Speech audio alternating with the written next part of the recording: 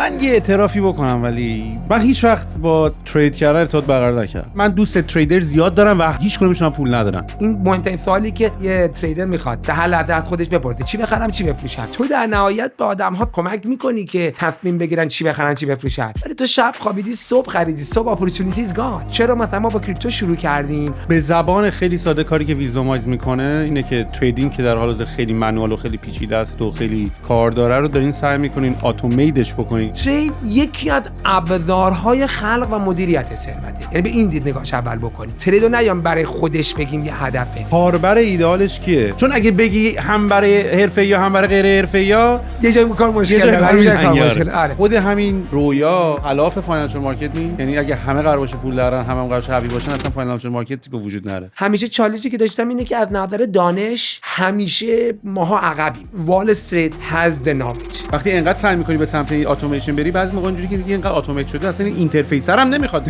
وقتی آدم قرار ازش استفاده کنه، کسی میخواد ترید رو برای پروفشنش انجام بده، این باید اولین و تنها شغلش باشه. میخوام میگم برنده بازی اون کسیه که یعنی ایمپلوی نامبر وانای ویزمای زد اول جنی با ما بوده، ولی واقعا همه بچه‌ها به نوعی توی این کار سعیم کلانتری 104 محله از آتش نشانی.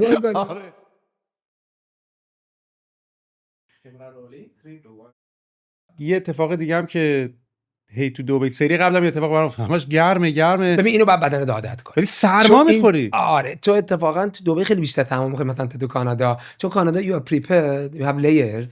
اینجا بابا اینجا توی سینما میری که مثل که تو سردخونه‌ای، اینقدر فریزینگ کولد. خب چرا اینقدر سردش می‌کنی؟ ببین نمیدونم واقعا نمیدونم چرا اینقدر سرد میکنم، ولی فکر میکنم منتالیتی عربه که آقا هوا باید سرد بشه. if you feel cold then it's your responsibility to take layers, our responsibility to make it as cool and cold and possible. چیز fucked up. ولی تو ماشین میشینی، حالا یه جلوتر که عرق میکنی، میشینی تو تاکسی ای سی میزنه، بعد میری اونجا ای سی، ولی بعدا عادت میکنه.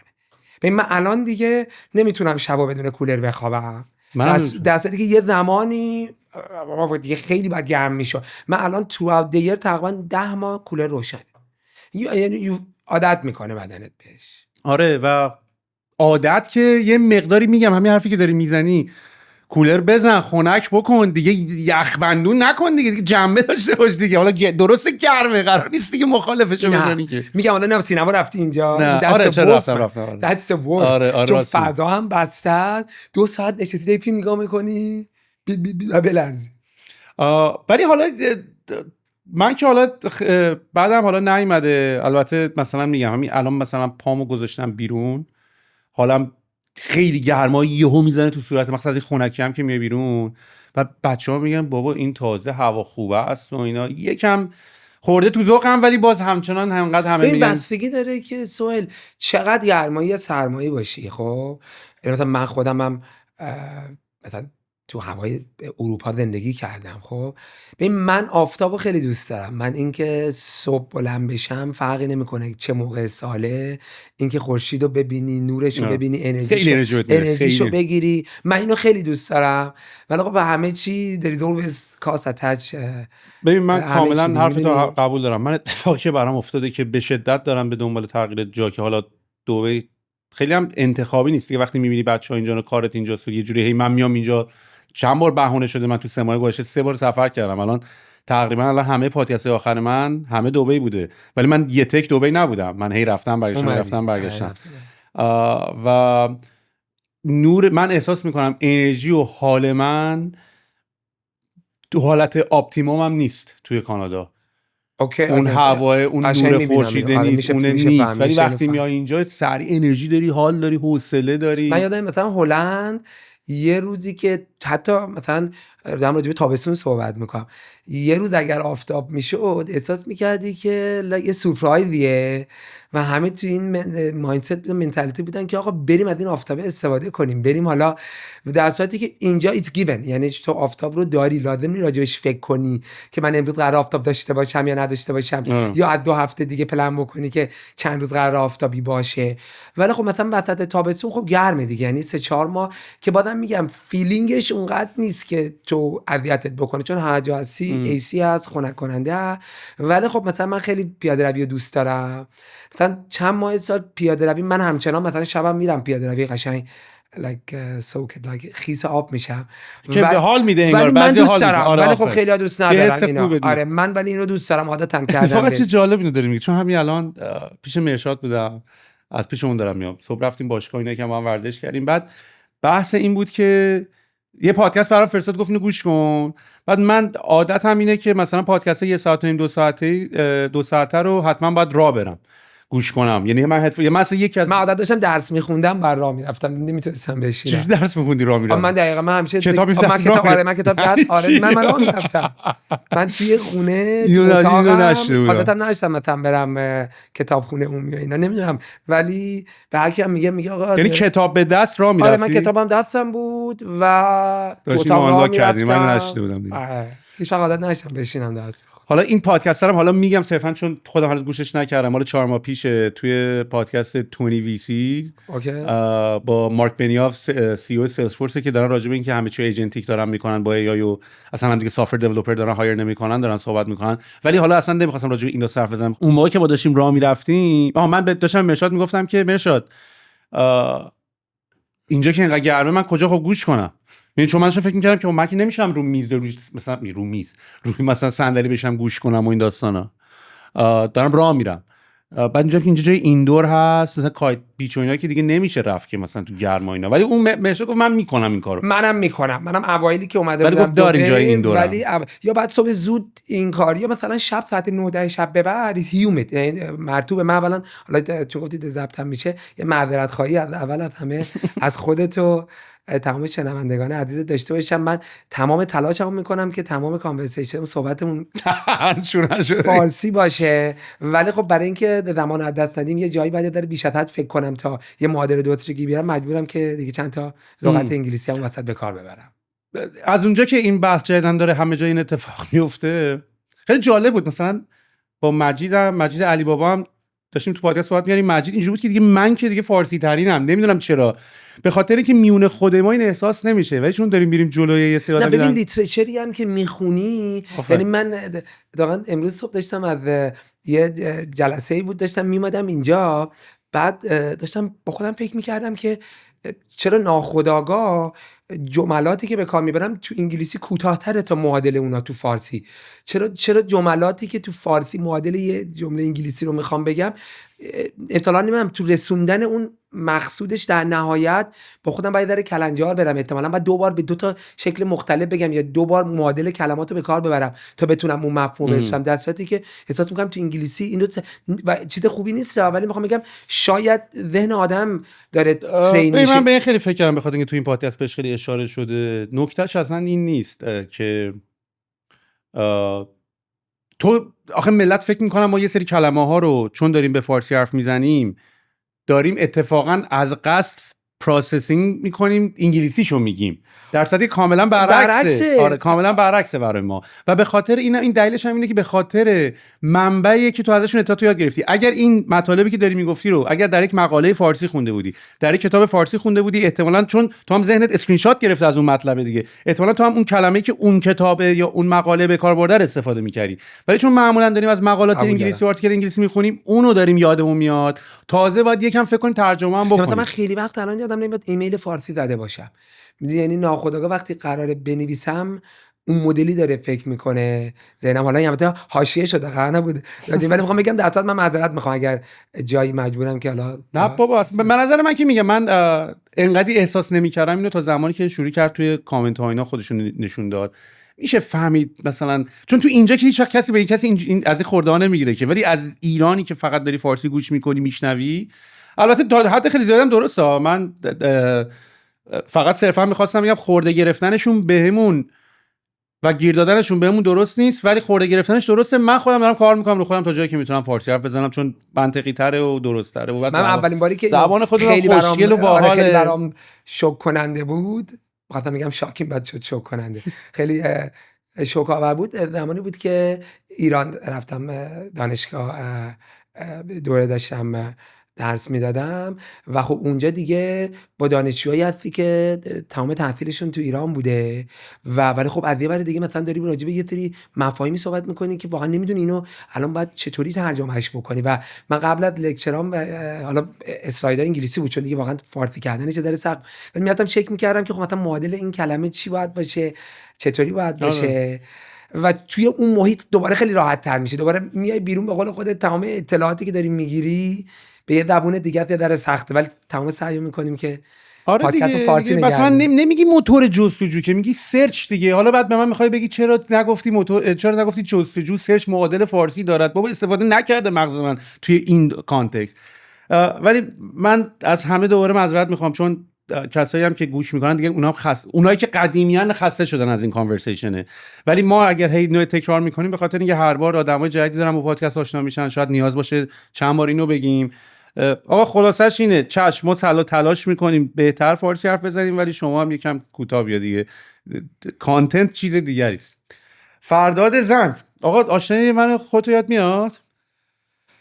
من ایران اون زمانی که تو ریحون رو داشتی تو یکی دو تا ایونت دیده بودمت، ولی ما هیچ موقع با هم دیگه حالا احوال پرسی و مگه من یه بار کلاست نیومدم؟ چرا؟ تو راست میگی یه بار اومدی کلاسم، راست میگی. آره یادم اومد. یادم من دعوتت کردم، فکر کنم با سی او تورو بود، شما همزمان اومدید. آره. که من نمکم ریختم، گفتم که قبل ما تورو بود، ما ریحونیم اینجا، همه سبزیجات و میوه و اینا بودن.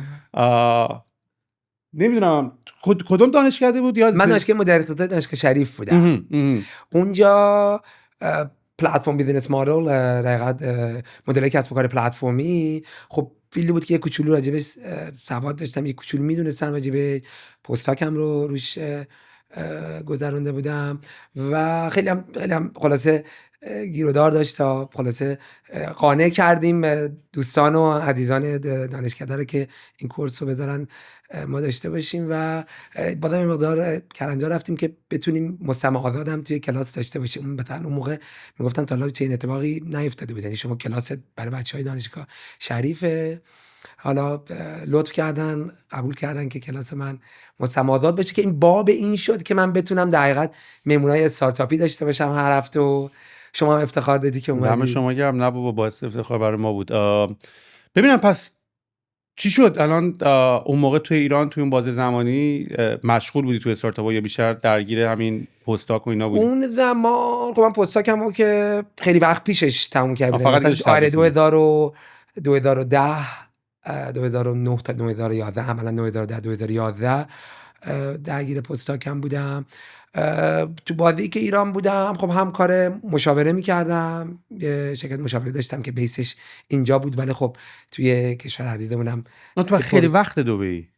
من من آخر 2012 اومدم دبی، دقیقاً بعد از پستاکم و یه سال خودی هم دانشگاه تدریس میکردم، دانشگاه دلف هلند، اسیستنت پروفسور بودم، میشه استادیار اشتباه نکنم، و دیگه بعدش رفتم کمپانی مکنزی و دیگه عملا با مکنزی اومدم دبی و سال 2000 آخره 2015 2016 بود که برگشتم ایران بعد از چند سال دوری. البته خب من میرفتم و میومدم در صورت، و اونجا حالا هم کار مشاوره میکردم، شرکت مشاوره داشتم تو اینجا تو دبی که عملا یه سری مشتری کلاینت ایرانی داشتم باشون کار میکردم، ساب کانترکتور یه سری از این کانسالتینگ های بزرگ تو ایران بودم. زمانی هم بود که مارکت باز شده بود و حالا هم شرکت های ایرانی قبلا تو خارج هم شرکت های خارجی داشتن میمدن تو کشورمون. موازی با اون تو یکی دو تا استارتاپ درگیر بودم، حالا تو نقش‌های مختلف.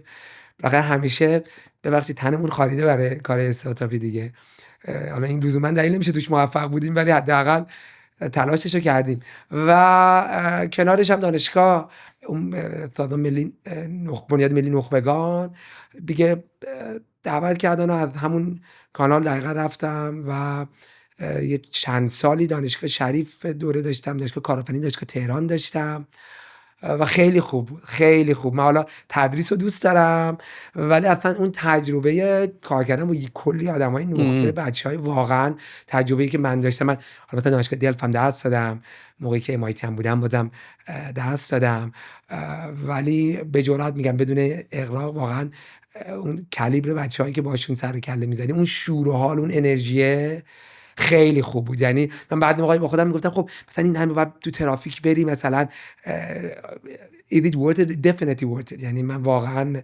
برگردم 1000 بار دیگه هم این کارو میکنم و یگاداری هم میشه مثلا آنلاین یا بعد موقع توی ایونتی حتی بیرون ایران یکی میاد سراغم میگه مثلا اون کلاس تو یادت دوره مثلا اول یا دوم مثلا پلتفرم یادته مثلا، و مثلا فیدبک خوبی که بچه‌ها میگیرم، فیدبک‌های بدش به گوشم نمیرسه ولی فیدبک خوبی که به گوشم میرسه خیلی خوشحالم میکنه. اصلا این دوره همیایی که این چند وقت داشتیم برای من خیلی لذت بخش بود، به خاطر اینکه احساس کردم از یه هویتی که ازش جدا شده بودیم توی ایران که داشتیم کار میکردیم و بعد مثلا من الان 4-5 سال کانادا بودم و بعد دوباره اینجا برگشتیم و همه جدید و همه بچه‌ها دور، خیلی به من حس دوره اون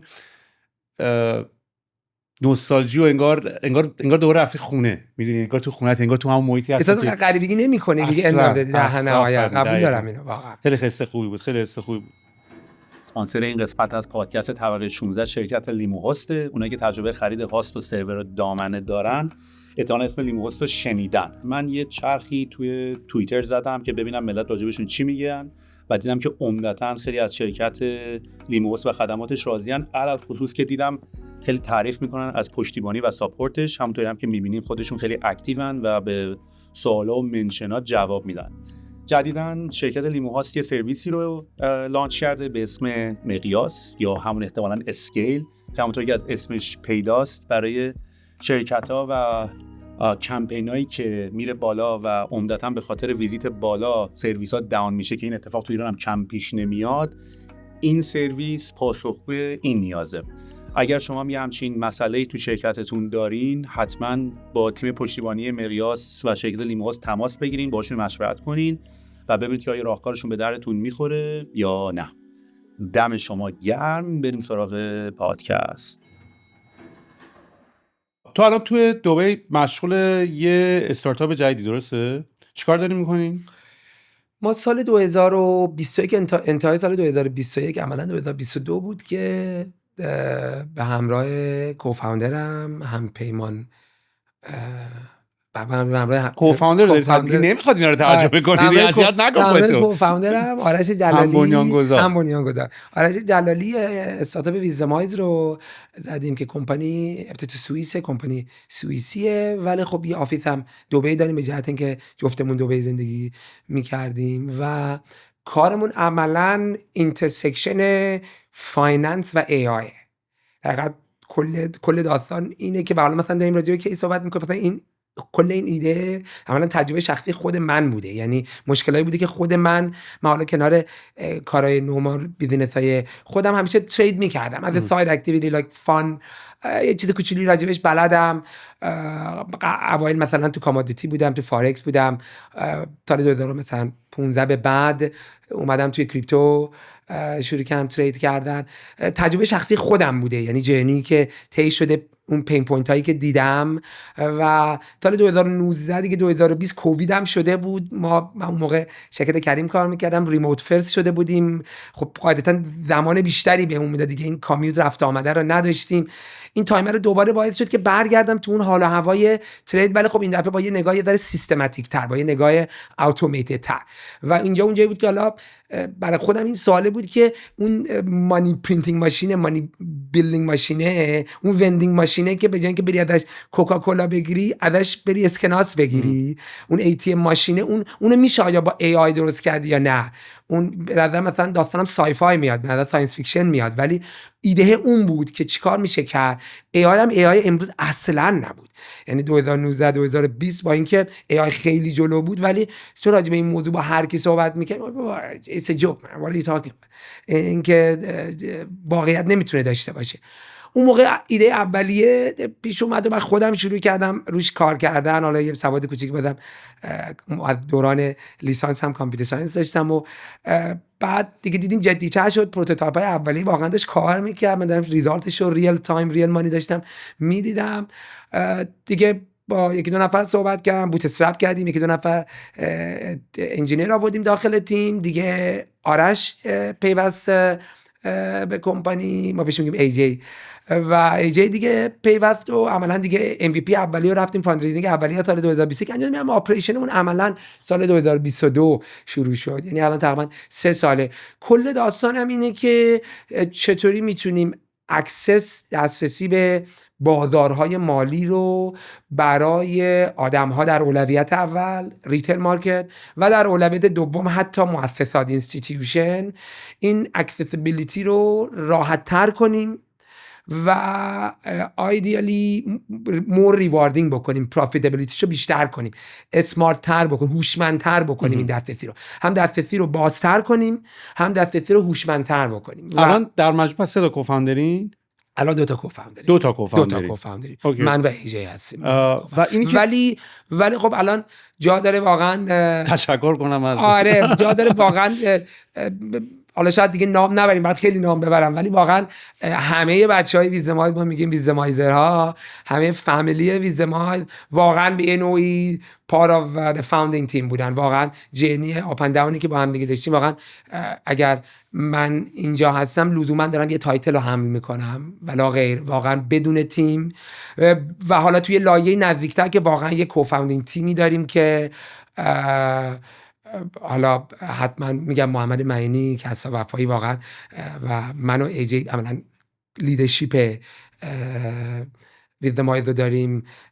علی قندی اولین بچه‌هایی که هنوز از اون نسل دانیا سورای میگن ایمپلوی نامبر وانای ویزمایز از اول جنی با ما بوده، ولی واقعا همه بچه‌ها به نوعی توی این کار سعیم کلانتری 104 محله از آتش نشانی. آره نه ولی جنیالی من میفهمم یعنی واقعا. ولی در سال 2022 شروع کردیم.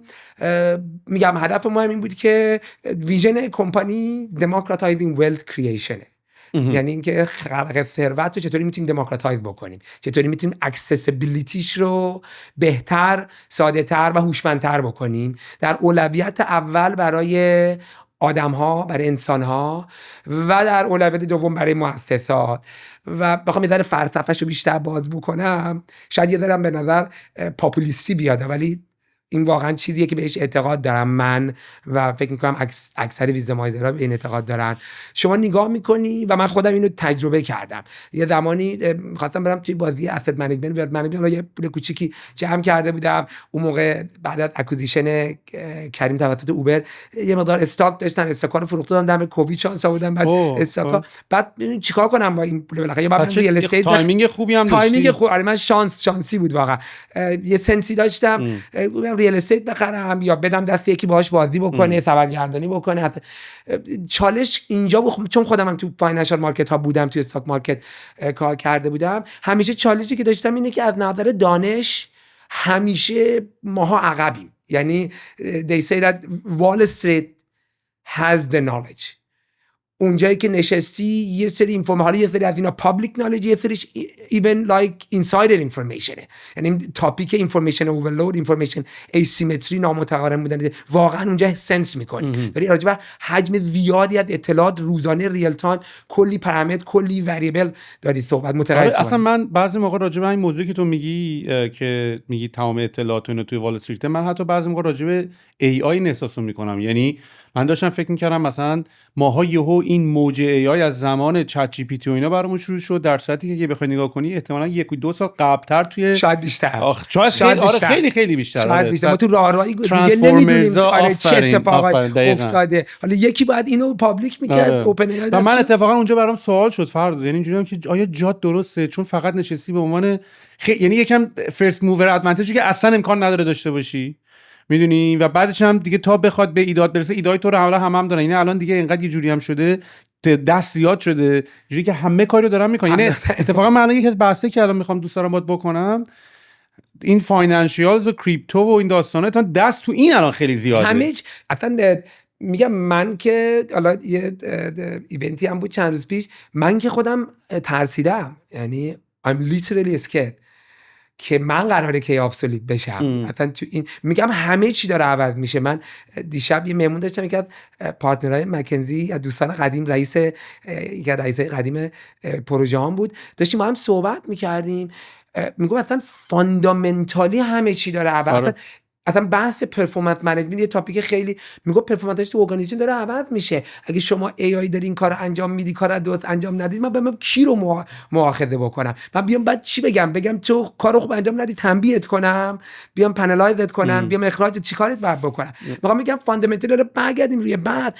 دغدغه این بود که خب آدم‌های ریتیل این نالج رو ندارن. از آدم دیگه نمیتونی انتظار، یعنی وقتی اصلا یارو خسته میشه، ناراحت میشه، ایموشنال ایجنت، برو کار 24 ساعت کار کن. تایم یک دغدغه دیگه است. چون اگه میخوای کار واقعا کار چه ببین، تو ترید میگن که یه درصد زیادی، حالا ریسرچ های مختلف نشون داده، ولی somewhere between 70% to 95% of people ending up losing money. در نهایت بازنده میان بیرون. اون آیسبرگشه، اون تاپ آف آیسبرگشه که برنده از بازی میاد بیرون. خب یه بعد دغدغه نالجی، یه دغدغه تکه. ببین hedge ones have the tech. ما لزوما با یه کامپیوتر این مایکرو سکندی که روی پوزیشن رو میخوای باز بکنی یا کلوز بکنی، یه آرمی از اوردرهای قبلی فولفیل شده تا برسه به اوردر شما. چقدر اسلیپیج شما داری میخوری، چقدر دیلی داری. خب کامپیوتری که من دارم باهاش ترید میکنم تو خونه پیسیم، با اون پیسی که اون هج فانده یا اون اینوستمنت بنک جی پی مورگان، گلدمن ساک، بلک راک بالا که دست دارد فردا داشته باشیم دارن، میخوام بگم نزدیکشون کاملا با هم دیگه متفاوته. برای تک هم آدم ها دسترسی بهش ندارن. یه بحث بزرگ دیگه هم انتری تیکته. شما الان در هر اسست منیجمنت کمپانی رو بزنی، هج فاند که اصلا دون تاک بره، بزنی زیر حالا $100,000 جواب سلامتو نمیده، چون برای یارو میک سنس نمیکنه ترادیشنالی آپریشنشو ران بکنه. شما بیا بگی من $10,000 دارم اینو برام منیج میکنم، سال. خب یعنی میخوام بگم یه سری بریر تو انتری برای دسترسی به این فاینانشال مارکت ها بود. اتفاقی که تو کریپتو افتاد، سوالی که الان مطرحه که چرا مثلا ما با کریپتو شروع کردیم، اتفاقی که افتاد به خاطر اینکه هم در مورد خود من هم در مورد دوستام می‌دیدم خیلی از آدمایی که تا حالا تو هیچ فاینانشال مارکت دیگه‌ای شرکت نکردن، اولین تجربه فاینانشال مارکتشون تو کریپتو بوده. چون کریپتو بای دیفالت این بریره رو برداشت. میدونی ذات مایندست دیسنترالایز بودنه که حالا توی تیکای من باش مشکل دارم، یعنی میخوام بگم یه جاهای شعارگونه است. خب ولی اند اف د دی این بریر تو انتری خیلی جاها برداشته شد. یعنی آدما شروع کردن دوباره اومدن توی یه فضای جدید. این جنزی که میگن، نفت زی که میگن، خیلی از اینا اولین بارشون اصلا راجع به یه چیزی به نام فاینانشال اینسترومنت دارن فکر میکنن. شاید اصلا نمیدونن حتی چنین ترمی رو براش، ولی دارن پارتیسیپیت میکنن تو این مارکت. ولی همچنان عده زیادشون end up losing money، به خاطر اینکه اون فاندامنتال ها هنوز هست. تو نالج رو نیاز داری، تو فوکس رو نیاز داری، تو تایم رو نیاز داری، تو اون تک گودینافر رو نیاز داری که بتونی. کاری که ما کردیم و در نهایت انداب میشی به این که یا باید قانع باشی به اون چیزی که داری یا نداری، یا باید ببخشید قمار بازی کنی. It's a gambling thing at the end of the day. اگه بخوای فاینانشال مارکت به عنوان واقعا به عنوان گمبل نگاه کنی، you're gonna end up losing. چند تا اتفاق هم افتاده دیگه. من تا اینجای بحث یه جنبندی بکنم فقط به خاطر اینکه ذهن آماده بشه دقیقاً شما چیکار دارین میکنین. چون معمولا این کارهایی که توی دنیای فاینانشال کریپتو به نظر من همیشه یه پیچیدگی ریز داره. پس شما یه کمپانی دارین به اسم ویزدومایز. اسمش از کجا اومده؟ It's the action verb of wisdom.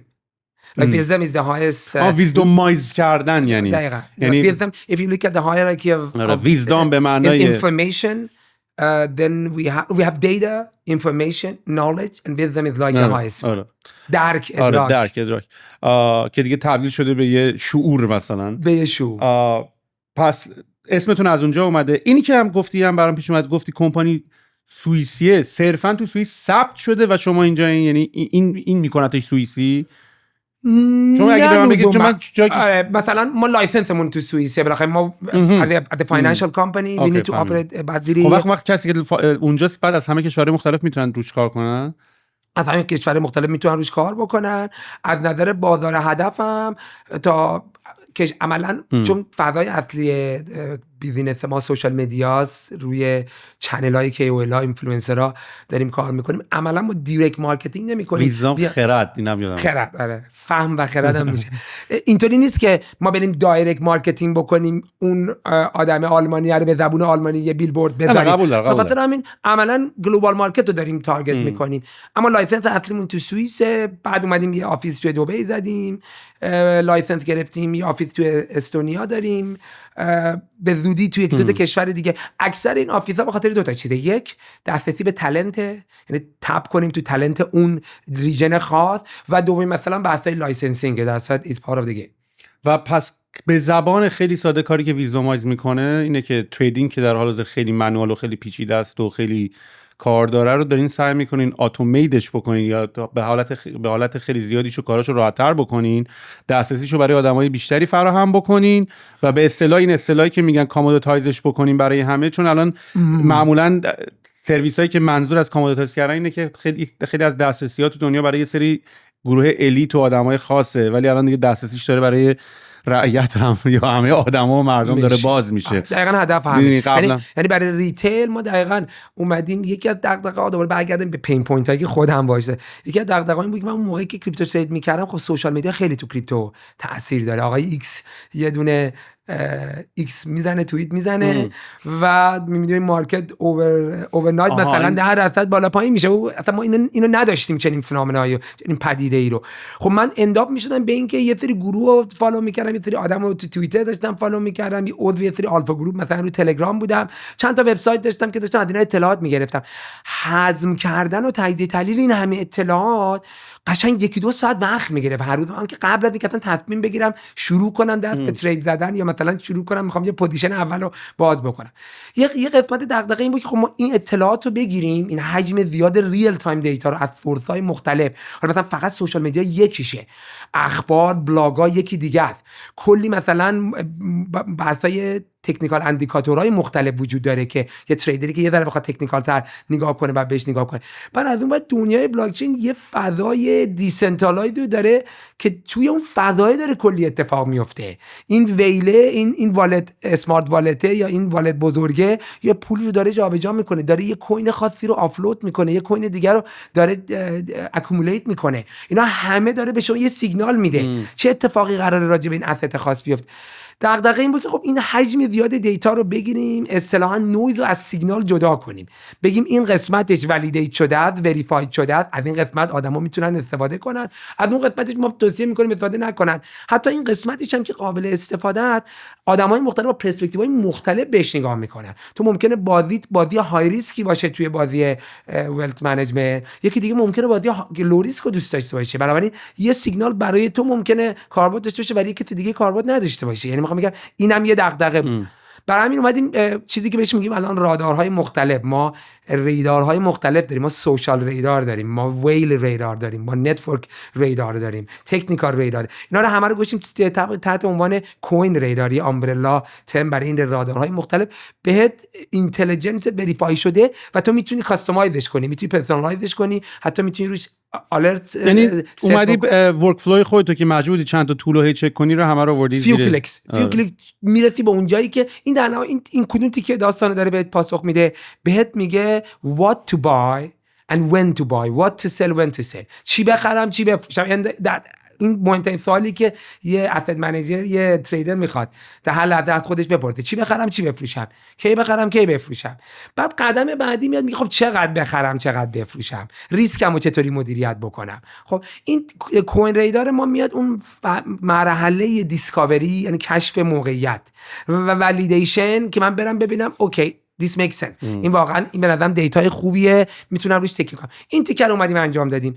هدفمون هم ابتدا با این شروع کردیم، یه در رفتیم جلوتر دیدیم خب تو در نهایت به آدم‌ها پیشنهاد میدی یا کمک میکنی که تصمیم بگیرن چی بخرن چی بفروشن، ولی تا اونا بیان بخرن و بفروشن این دیلیه، این بایاسه اینجا اونجاییه که هیومن مشکل داره باش. یعنی هیومن always subject to delay, subject to noise, subject to emotional trap. خب اینجا اونجاییه که دوباره کار خراب میشه. من به تو گفتم اینو بخر، ولی تو شب خوابیدی صبح خریدی، صبح اپورتونیتیز گان، دیگه این فرصت رو نداری. من یه اعترافی بکنم، ولی من هیچ وقت با ترید کردن ارتباط برقرار نکردم. یعنی میکنم کردم، یعنی الانم انجام میدم، به هر حال درصد خیلی از زیادی از پورتفولیو، حالا دی ترید و اینا نه، و درصد خیلی از بالایی از ویلث هم الان کریپتو بقیه‌اش هم استاک، یعنی هیچ وقت پول رو کش نگه نمی‌دارم، همیشه دارم باش بازی میکنم. ولی بیشتر برای من به بهانه اینه که منو تو لوپ خبری نگه می‌داره. یعنی به خاطر اینکه مثلا میخوام ببینم چه خبر شده، باعث میشه ببینم مثلا ETF ها و استاک ها و اینا چجوری کار میکنه، یه مقداری برای من لوپ خبریه. ولی راستشو بخوای از نظر فلسفی، چون من دوست تریدر زیاد دارم و میدونم داری کدوم سمت میری، یا دقیقاً این کانورسیشن آیا ولیو واقعی جنریت میشه یا نمیشه. حالا من جاج دارم نمیکنم، ولی اول از همه که بگم که من دوست تریدر زیاد دارم و هیچ کدومشون پول ندارن. یعنی همشون هم، یعنی من نمیفهمم مثلا چرا بعد از این همه سال دارن همچین کارو میکنن. اصلا بعضی موقع به نظرم کار سخت و پر استرس و احمقانه‌ای میشه که وقتی داری پول در میاری بشی میگم آقا داداش بهت این کار نیستی دیگه، 10 سال داری میکنی این کار نیستی، بکن داداش. هی با علاقه و اینا این کار، چون خیلی قماره. یعنی حالا حداقل این چیزی که من از بچهای خودم میبینم، دوستای خودم میبینم این کارو میکنن، این اگه صدای منو میشناسی داشت این کار نیستی، دارم غیر مستقیم بهت میگم چجوری بگم نکن. و دو، حالا میفهمم اون که تو داری میگی، یعنی میدونم دو حرفمو فهمیدی، ولی صرف پول در آوردن، هدف پول در آوردن خالی، ببین همیشه پول در آوردن تو دنیای استارتاپ و اینا از حالا کاری ندارم یه ولیوی داری آدم، میتونید ترجمهش کنی با کلمه‌ها بازی کنیم، بگیم آقا آدم‌ها رو داریم به هر حال اون برای پول در آوردن جزئی از لاینفک زندگی، ولی ما همیشه پول در آوردن بای پروداکت بوده. میدونی یه کاری کردی که بابت اون کار، بابت اون ارزش آفرینی پولی داره میاد. پولر هم تازه نه بخاطر اینکه بذاری جیبت، پول شبیه گسه، یعنی دوباره بری تو ماشینت بتونی دوباره مثلا گاز بدی بری جاهای مختلفتر. یعنی مثلا هدف شاید گشتن دور زمین بوده، داشتی کار میکردی پول داری که پول بنزین ماشین رو بدی، نه که پول بذاری جیبت. بنابراین آره یه مقداری تاپیک کریپتو نه ترید کردن. من میفهمم این مدل فکر رو. بده من یه زاویه دیگه، انگل دیگه هم بهش بدم. تو به عنوان یه تریدر، اولا ترید یه قسمت کوچیک از یه تاپیک بزرگتر به عنوان سرمایه گذاریه. خب با این که مشکل نداریم، شما پولتو دوست داری سرمایه گذاری بکنی، پولتو میخوای سرمایه گذاری بکنی قاعدتاً برای اینکه یه ارزشی خلق بکنی، یه ولیوی جنریت بکنی، به علاوه اینکه دوست داری پولت زیاد بشه.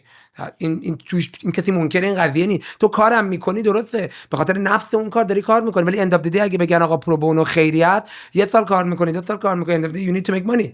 میدونی زندگی، من همیشه پدرم خدا بیامرزه میگفت میری این سوپره، در نهایت بخوای شیر بخری میگه پول بده، نمیتونی بگی من سواد دارم، من اینو بلدم، من اونو بلدم. اند اف دی این مدلیه که اکانومی داره میگردد و تعریف شده.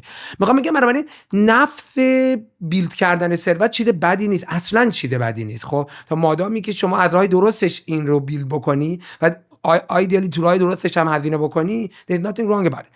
ترید یکی از ابزارهای خلق و مدیریت ثروته. یعنی به این دید نگاهش اول بکنی. ترید رو نیام برای خودش بگیم یه هدفه. ترید یه ابزار است مثل خیلی ابزارهای دیگه که توی فضای سرمایه گذاری خلق ثروت و مدیریت ثروت استفاده میشه. شاید تو اون اسکیل برام قابل قبول باشه. این بچه‌ها رفیق و رفقا دارن میکنن اینجوری آره. که ولی دقیقاً نکته خوبی رو گفتی، این که اونها این بازی رو بلدن یا نه و واقعا به دیده یه قمار بهش نگاه میکنن، این منم با این مشکل دارم. منم کاری که دارم با ویزماید میکنم، سعی میکنم اگر اونها هم میخوان تو این بازی باشن بهشون بگم که این بازی رو هوشمندتر انجام بدی. این بازی هم برای یه تریدر، برای کسب سالریت نه، برای کسب حقوقت نباید باشه. دارن صد دارم، من چیزایی که دارم میبینم دنبال $1000 $2000 پول آوردن. اگر کسی میخواد ترید رو برای پروفشنش انجام بده، این باید اولین و تنها شغلش باشه. تو میتوانی یه دی تریدر، اکتیو تریدر، پرو تریدر باشی، روزانه انداب شی 7 ساعت 8 ساعت 10 ساعت هم پشت کامپیوتر باشی، but that's your job. که این غالبا توی تیم بزرگتری هستی که اون تیم یه ولتی رو داره مدیریت میکنه، سرمایه داره مدیریت میکنه، یه قسمتش هم میده به تیم تریدینگ هاوسش، میگه آقا شما با این بازی بکنید. بعد ظاهر کاری هم که 7 ساعت پشت کامپیوتر باشی کاملا کاریه که به نظر من توسط انسان نباید انجام بشه. حالا میرسیم بهش دیگه، اگه خاطر راجعش میتونیم صحبت کنیم. ولی اتفاقی که داره میفته سوال اینه که از نگاه یه تریدر it's something more into that. تو از نگاه تریدر داری یه پازل رو حل میکنی. اینو یعنی اگه تو توی اون بیلینز رو دیدی اکسل راد، من اونو میفهمم. اونو من اسمش ترید نمیذارم. اونا واقعا دارن مثلا کمپانی‌ها رو نگاه میکنن ببینن کدوم کمپانی داره چه تکنولوژی دیولپ میکنه. حتی کریپتو هم ببین این که من میرم این تیم بچه‌ای که من ولی میشناسم خیلی توی بازی نیستن، فقط میخوام پول بالا پایین شه. یکی چیزی میگه بخریم فردا بفروشیم دامپش کن. نه میخوام میگم مثلا همین اتفاقی که الان با ویلا داره میفته خیلی اصلا پدیده واقعا پیچیده‌ایه. تو نگاه می‌کنی می‌بینی یه والت کریپتویی مثلا سولانا یا هر چین دیگه روی اتریوم نگاه می‌کنی می‌بینی حجم میلیون دلاری توش اسست داری می‌بینی لایو ترانسپرنت. و بعد نگاه میکنی میبینی که یه تعداد کلون از خودش درست میکنه، بعد اینا رو شروع میکنه جابجا کردن، یه سریشو میده ترید میکنه روی دکسی، یه پول جدید داره بیلد اپ میکنه، یه سریشو داری میبینی دقیقاً داری ترک میکنی توی فضای دیفا، یه قسمتش رفته گذاشته پشت یه لیکوید استیکینگ پروتکل، یه قسمتی. و اینکه تو بتونی این پازل رو سالو کنی که این ویله در نهایت داره چیکار میکنه، داره کجا رو، این دقیقاً همون اتفاق تکنیکالیه که تو بازار مثلا استاک آمریکا داره میفته. یه پروژه‌ای حالا اینجا میشه پروژه، اونجا یه کمپانی میبینه محصول جدیدی داره ریلیز میکنه، این محصول بیاد توی مارکت، احتمالاً پیش بینی‌ها اینه که اتفاقای خوبی قراره بیفته، بنابراین یه سری اکسپکتیشن دارن، یه سری دارن این حدسو میزنن که احتمالاً، میخوام بگم همین اتفاق تو این فضا هم داره میفته. من فکر میکنم بحث این بوده که یه سری کابوی، من تو چه می‌ذارم کابو وایلد وست کریپتو روزای اولی که شکلی و همچنان هم داریم خیلی از اون رو نگاه متفاوتی داشتن به یه فاینانشال مارکت و شاید اینکه کریپتو هم خیلی تا اینجا اومده خیلی چیزاش منم باهاش موافق نیستم واقعیت، ولی بنیانگذارانش بودن اون آمریکایی که کش شده بود، اونایی که داشتن میدویدن برن دنبال طلا بگردن، این مدلی اینداستری رو بودن و من اعتقاد دارم خیلی جاهاش هم اینداستری خودشو کرکت میکنه. یعنی قطعا من پیش بینی اینه که یه از این بابلا داشتیم تو کریپتو تا الان، ولی من اعتقادم اینه یه بابل بزرگ دیگه هم اینداستری باید چند بار خودشو کرکت بکنه. ولی باهات هم پیمانم هم نظرم اونی که صرفاً داره میاد گمبلینگ بازی میکنه به عنوان یه بازی بهش نگاه میکنه، منم واقعا اعتقادی بهش ندارم و منم اعتقادم اکثر اونها بازنده این زمینو ترک. آره و حالا من با خود کانسپت تریدونه که اصلا کانسپت درستی هست، من اصلا خود ما به عنوان کسی که استارتاپ داریم کمپانی رو آی پی او میکنیم نگاه کنیم استاکمون چنده متوجه هستم چه اتفاقی داره میفته، ولی احساس میکنم اینی که به عنوان یه شغل داری نگاه میکنی عدم از حالا برای خیلی دوست دارم با اعداد بازی کنن، ولی برای خیلیایی که چون خیلی الان پاپولار شده دیگه، مثل دیار اینفلوئنسر اینستاگرام یه شغل جدید شده، اینم شبیه اون شده و به نظرم کاگنیتیو انسانی برای فضاهای دیگه خیلی راحت تره و چون صرفا فقط هدف مالی داره برای خیلیا نه هدف ساخت ارزش داره. برای من یه مقداری برای مخصوصا ماهایی که از استارتاپ اومدیم که میخوایم یه چیزی بسازیم، یه مشکلی حل شه و خیلی هم شخصی ارزشش طوری فقط پول برای خودت در میاری، میدونی، یعنی داری یه سرویسی درست نمی‌کنی که به بقیه هم یه انرژی برسه، یه حالی هم بقیه. البته الان بحث سوشال تریدینگ و سیندیکیت تریدینگ و فدرال تریدینگ و اینا هم خیلی الان باب شده ها. یعنی بیا من و تو با هم دیگه هم تیمی بشیم، بیا با هم دیگه ترید بکنیم، هم ریسکمون رو با هم دیگه به اشتراک بذاریم هم سودمون رو. یعنی میخوام بگم یه مقدار این جنبه، ولی من کلیتش باهات موافقم. یعنی ما هم سعی کردیم، من خودم تریدر بودم، آره ساید اکتیویتی حال میکردم، یه پازل بوده برای من، یه جایی من باید سعی میکردم پیش بینی کنم، یه جایی باید سعی میکردم سریع ریاکت کنم، ولی ما هم به این نتیجه رسیدیم که اگه میخوایم تو این فضا باشیم بریم بیلد کنیم، بریم یه چیزی بسازیم که بقیه بتونن بریم اون بیل و کلنگر رو، اون باکت و شابله رو بسازیم، بقیه اگه خواستن برن باهاش طلا کشف کنن. بعد یه دوره‌ای هم یه منطقه‌ای داشت، الان بعد به قول خود از موقعی که این حالت یکم کاموداتایز شد به قول خودت، یعنی حالا شاید هم از شروع اپلیکیشنی مثل رابین هود و بعد توی کانادا ول سیمپل و که همه آدما اومدن، بعد اون ردیت وال استریت به وجود اومد. آره همه اونها به وجود اومدن. قدیم مثلا تا یه سیگنالی میخواست بیاد تو باید وای میسادی، ساعت عوض میشد، صبح پا میشدی میرفتی یه جایی دستگاهی میدادی یکی برات اکزیکیوت میکرد. الان خیلی قابل مانیپولیت شدنه میدونی و تعداد آدمای زیادتری دارن تاثیر روش میذارن. به قول تو یه توییت داره بالا پایین میکنه، اصلا دیگه اون منطق و لاجیک رو نداره. مثلا من بعد صبح خواب بودم توییت ترامپ رو دیدم اینجوری که مثلا خواب بودم من اون موقع میدونی این بالا پایین شدنه و اینا یه مقداری از اون حالت قبلا باز یه منطقی یه لاجیکی یه شعوری از این که دنیا به کدوم سمت داره میره میخواد داشته باشی. آیا جنگ میشه آیا جنگ نمیشه، آیا نمیدونم این شرکت فروش میره این شرکت فروش نمیره، آیا صحبت یعنی یه جنبه سیگنالی داشت از اتفاقاتی که در آینده بیفته. به قول تو اون پازله همین بود. الان احساس میکنن با یه توییت یکی یه چیزی بگه بالا پایین میشه دیگه این واقعا کازینوه دیگه میدونی. ولی اینو فقط من خواستم بگم در رابطه‌اش. ولی کاری که شما دارین میکنین خب کار خیلی باحال‌تریه. یعنی یه اپلیکیشنی دارین درست میکنین که حالا تو اونم من با سوالای خودمو دارم براش. پس ببین سوال اولی که همیشه بر من پیش میاد از این تیپ اپلیکیشن ها اینه که یه الگوریتمی به هر حال توی اپلیکیشن شما نهفته است یا یک به هر حال اون چیزی که دارین اون سیکرت ساسه اون سیکرت ساسه که دارین اون آی پی که دارین که حالا یه دونه نیست دیگه خیلی بیشتر یه دونه است. خب ولی حالا یه الگوریتم تریدینگ ولی ما یه سری ای آی ایجنت داریم. خیلی بخوام با زبون بی زبونی بهت بگم سری ای آی ایجنت داریم دیگه. الان همه ای آی ایجنت رو میشناسن. فرض کنید رباتای کوچیک داریم ای آی ایجنت داریم. اینا تو فضای نت پخشن توی جاهای مختلف تو سوشال مدیا هستن. اون پایین تو بلاک چین تو لیر وانا دارن میچرخن برای خودشون. خیلی حالا عامیانه دارم میگم و دارن دیتا میگیرن. این دیتا رو با یه سری از الگوریتم‌های ما دارن تمیزش میکنن، پردازشش میکنن، تبدیلش میکنن به یه سری اکشنبل سیگنال، به یه سری کیوریتد لیست، به یه سری لیست وریفای شده، ولیدیت شده که به آدما کمک میکنه تصمیم بگیرن که چی بخرن، چی بفروشن، کی بخرن، کی بفروشن. پس فوق العاده و کاملا اتونومس نیست که بخواد. الان میرسم. بعد داشتم اینو میگفتم گام بعدی دیدیم خب باید به آدما کمک کنیم که اون تصمیمی هم که میخوان بگیرن رو سریع اجرا کنن، یا اینکه اون تصمیم فقط این دگمه رو زدن و خریدن این asset نیست. شما این asset رو الان میخری equally if not more مهمی که کی میفروشیش. من اگر اینجا خریدم و بعد این داشته میومد پایین داون ترند بود، خب من کی میخوام بفروشمش؟ میخوام وایسم تا کف کف بفروشمه، یا اگر آپ ترند بود وایسم تا دوباره داون ترند بشه. There's always up and down. There is no single asset class that goes forever like uptrend, right? این اصلا وجود نداره by default. خب پشتش هم نگاه بکنیم وقتی دیمند و سپلای اند دیگه. ما میگم این که حالا اصطلاحات مثلا استاپ لاس، تیک پروفیت، من کی سودمو بگیرم از بازار خارج شم، کی جلوی ضررمو بیشتر از این بگیرم.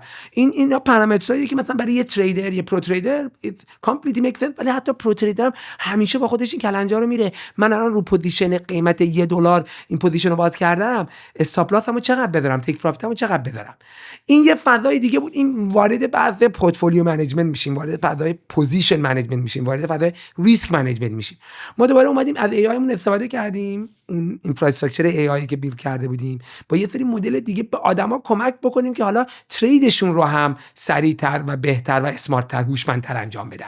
حالا این ترید میتونه رو سر یه سری صرافی‌های متمرکز مثلا مثل امثال بایننس باشه، از اون پیچیده‌تر رو سر یه سری صرافی‌های غیر متمرکز دکس اصطلاحاً دیسنترالایزد اکسچنج‌ها باشه که الان داریم اون کارو انجام میدیم. این فضا تا اینجای کار در نهایت شما نشستی پشت این کاکپیت هواپیما، پشت فرمون ماشین، هنوز رو آتوپایلوت نداشتی، هنوز داری از داشبورد یه سری اطلاعات میگیری، یه سری سیگنال داری میگیری، سرعتت، جهتت، نمیدونم نورت این بره، ساوت این بره. تفاوتش با این همه اپلیکیشنایی که تو دنیای تریدینگ وجود داره چیه؟ ببین اولا این سیگنالایی که میده، اولا که اینکه هولیستیکلی all in one stop shop نگاه کنی، کسی به قضیه اینجا نگاه نکنه. بیتس اند بایتس تو 2025 تا حالا این همه اپلیکیشن، یعنی کسی نیومده end to end فضای دیسکاوری، ولیدیشن و اکزیکیوشن رو همه رو بیاد به هم بچسبونه. اینو end to end بخواد نگاه کنه. این یک. دو، یه بحث دیگه، بحث کوالیتی. در نهایت انت پلتفرم هست داره یه کار رو انجام میده کی احتمالاً موفق تره؟ اونی که بتونه بهتر این کار رو انجام بده دیگه. خب این بهتره، یه قسمتش سادگی جرنیه، ولی مهمتر از همه کوالیتی اون سیگنال هایی که میده یا اکسسیبیلیتی اون تریدریه که داره میده. اگر شما ما الان نرسیدیم اونجا، ولی اگه شما بتونی عملاً اسست روی چین رو بدون اینکه قرار باشه بری روی بریج احتمالاً جابجاش بکنی یا بدون اینکه بخوای بری سواب بکنی، سیملس بیای بری روی چین دیگه ترید بکنی، خود این سیملس بودن اکسپریانسش is a big thing برای یوزرایی که تو دیفای دارن کار میکنن. میخوام بگم کلی المان هست که اینا رو میشه بهبود داد به علاوه کوالیتی اون سیگنال هایی که داری تولید میکنی دیگه. اما قدم بعدی چیه؟ تا اینجای داستان شما همچنان نشستی پشت فرمون یا بعد مثلا سوشال سیگنال، مثلا من کاری که میکنم مثلا با وجود گراک، چون حالا میگن ای آی خیلی طول بدیه برای استفاده کردن که بهش بگی آقا به نظر تو چی بخرم یا مارکت به کدوم سمت میره. ولی خب گراک به خاطر اینکه توییتر به عنوان یه منبعی که خیلی اخبار اخیر رو داره و خیلی از نظرات اخیر آدم‌ها توش به صورت ریل تایم وجود داره، من خودم از گراک استفاده میکنم نسبت به اینکه آقا مثلا الان نظر جمعی در رابطه با بیت کوین چیه مثلا در این حد، یا مثلا این استاک که فقط یه ایده هم بگیرم برای منی هم که 24 ساعت توش نیستم، فقط مثلا بعد 2 هفته الان میخوام من واقعا مثلا اما که دبی هم 2 هفته مثلا خبر ندارم چه اتفاقی افتاده، یعنی من یه توییتر وا کردم نه اینستاگرام، فقط بفهم الان وضع چیه توی اونجا خوبه.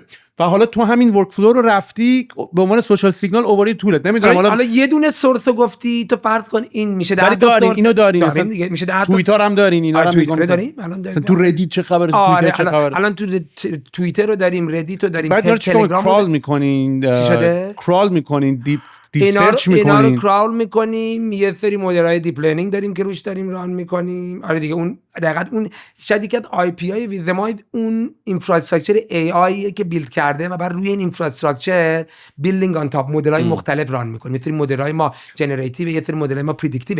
مثلا شما با ال ال ام نمیتونی صحبت از پردیکشن بکنی. آره ال ال ام نات گود، اصلا کارش برعکسه، کارش چیز دیگه کارش پترن کارش دقیقاً. میخوام بگم لزوما آینده ترسیمی یا اکستراپولیشنی از گذشته نیست. میدونی من چی بهت میگم؟ این بحث استیشنری بودن فاینانشال مارکت، نان استیشنری بودنشون.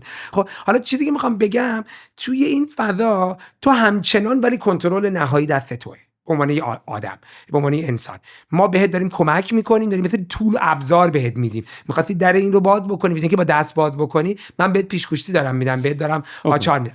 اما قدم بعدی اینه که خب من دیگه حال و حوصله ندارم پیچاده رسیدیم به این قدم. ما به این الان تو آزمایشی الان رسیدیم، هنوز پابلیکش نکردیم. من طرز تفکرم به اضافه این سشنایی که سری قبل با هم بودیم داشتیم توی اون روزا، من I was under in the impression، دارم دوباره کلمه فارسیه، یعنی این جمله، من با این تفکر داشتم به این قضیه نگاه میکردم که کار ویزدومایز مثلا اینه که توش بری پول بذاری و اتوماتیک برات یه سری ما اینو داشتیم، ما اینو روزای اول که ویزدومایز بود، اتفاقا اولین پروداکت، این داستان پیوتی که تو استارتاپ هم میشه، این اولین پروداکتی بود که ما دادیم. خب اصطلاحا بهش میگن اتوماتد ایندکس فاند، یعنی یه فاند ایندکس شده، یه بسکتی از یه تعداد اسست کوین مثلا، یه ریسک پروفایلی داره، بر اساس ترک رکورد این استا پیش بینی میشه که اکسپکتد ییلدش یا بازدهیش مثلا انقدر باشه در سال، ریسک یا دراداونت، ماکسیمم دراداونت مثلا انقدر باشه، ولاتیلیتی انقدره. این بسکتا رو تو نگاه میکنی، من خوشم میاد از این بسکت، به نظر من خوبه. میری والت تو کانکت میکنی، $1000 توش سرمایه گذاری میکنی. یه ظرفیتی هم داره این فاند ظرفیتش که بسته شد، پشتش داره سیستمای ای آی کار میکنه برات. ما این مدل رو داشتیم و همچنان هم این مدل کار میکنه. به زودی هم دوباره ریلانچش میکنیم.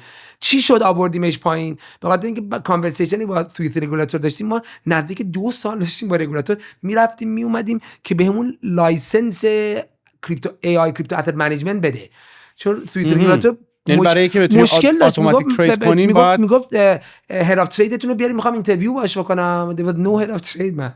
میخوای اینترویو کنی، برو با ای آی اینترویو کن. این کانورسیشن در همین حد با سوئیس رگولاتور داشت پیش میرفت و اتفاقی قرار بود 3 تا 6 ماه طول بکشه، نزدیک 2 سال طول کشید. و خب ما بدون اون لایسنس پروداکت رو داشتیم، بیتاش هم لانچ کرده بودیم ولی نمیتونستیم ارائهش بکنیم. این یه دغدغه بود. دغدغه دیگه هم داشتیم ما، اون پروداکت برای ریتیل تو فضای دیفای الان کار میکنه.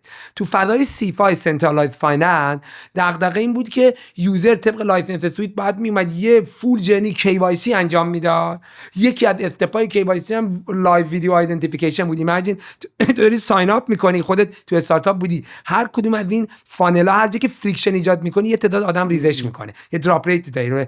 خب فکر کن حالا یکی از این استیجا اینه که خب که تا اینجای کارو انجام دادی، تو کلندر یه دونه تایم میذارم برای چهارشنبه ساعت 12 تا 12 رو بیا یه آدم باهات شروع میکنه صحبت کردن. over 98% drop off. و خب نمیتونی بیزینس رو اسکیل بکنی با یه چنین مدلی. ما مدل آوردیم پایین، اومدیم سراغ مدلی که الان هستیم. این مدل تو فضای دیفای دوباره داریم میاریم بالا. خب یعنی این دفعه دیگه اینطوریه که یه سنترالایزد فاند نیست، یه اسمارت کانترکت like fully transparent. تو از یوزر پول میدنی به اون اسمارت کانترکت، یه ظرفیت داره پر شد، یه سری AI آفلاین آف چین داره مدیریتش میکنه. یعنی این مدل رو داریم میاریم. حالا یه پله میخوام تازه برم جلوتر. پله جلوتر چیه؟ تو این مدل همچنان تو تصمیم میگیری که من اون بسکت رو دوست دارم، برو توی سرمایه گذاری بکن. شما تصمیم میگیری، بقیه‌اش اتوماتده. فولی اتونوموس ورژنش اینه که تو AI ایجنت خودت رو بیلد کنی. فرض کن از نظر انتزاعی یه سری بات که یه سری ربات کوچیک که این ربات‌ها وظیفه‌شون مدیریت سرمایه تو، مدیریت وظیفه‌شون خلق ثروت برای تو. ممکنه خوب کار کنن، ممکنه بد کار کنن، مثل همه ربات‌های دیگه. تو دیزاینشون می‌کنی، میگی چه دیتا سورسایی برای تو مهمه. یه سری ولیدیت دیتا سورس اف دیتا هم وجود داره، میتونی از لایبرری ما بگیری پلاگش کنی. یه سری سورس هم خودت داری. میگی ببین اون توییتر خاص من دوست دارم تو فالو کن، اون برام مهمه. این تلگرام چنل خاصی که پرایوتر هم دوست دارم اضافه کنم. خودت میای فضای دیتا کلکشن رو دیزاین میکنی و بعد بقیه رو میسپاری دست ایجنت ما برات تمیز میکنه. فعلا در حال حاضر به قول خود یک کنترل پنل برای اینکه تو بتونی دیسکاوری انجام بدی و ولیدیشن انجام بدی و اسمارت ترید انجام بدی. ولی الان امکان بایوسل هم تو پلتفرم وجود داره. ما این ترید هم داری. شما ما میگیم کوین فلان، تو میگی بای نام، میری رو AI تریدر ما، پارامترهای ریسک منیجمنت تو و پوزیشن منیجمنت تو اگه بخوای خودت ست میکنی، نخوای AI برات ست میکنه. میگی آقا من آدم لو ریسکی ام، AI برات پارامتر رو ست میکنه، نگاه میکنی، میگی ایتس اوکی. اگه بخوای تغییر میدی، اگه نه فایر پوزیشن رو باز میکنی. این کاربر ایدئالش کیه؟ ایدئال کاستمر پروفایلش کیه؟ چون میتونم باید آرگیو کنم احتمالاً کسایی که با تریدینگ ویو و نمیدونم اینا کار میکنن، اونا دوست دارن تو همون طول خیلی ادوانس باشن. احساس میکنم تو برای یه مقدار برای عام مردم که با ترید آشنا نشدن، چون اگه بگی هم برای حرفه‌ای یا هم برای غیر حرفه‌ای یه جای کار مشکل. آره ببین من حالا بخوام رو سگمنت اصلا یوزرم و یوزر بیسمون نگاه بکنم، حالا مثلا بالای 100,000 تا رجیستر یوزر داریم روی پلتفرممون. قسمت اعظمشون ما بهشون میگیم دیجن تریدر. خب اینا کریپتو نیتیو تریدرن. اینا بازی کریپتو تریدینگ رو شاید اسمشو گذاشت تکنیکال یا فاندامنتالش رو بلدن. خب اینا اون آدمایین که میدونن از بیهیویر ویلا چطوری میشه استفاده کرد، کجا سیگنال گرفت. 99% مارکت اصلا نه they don't have any idea که what's going on down there, right?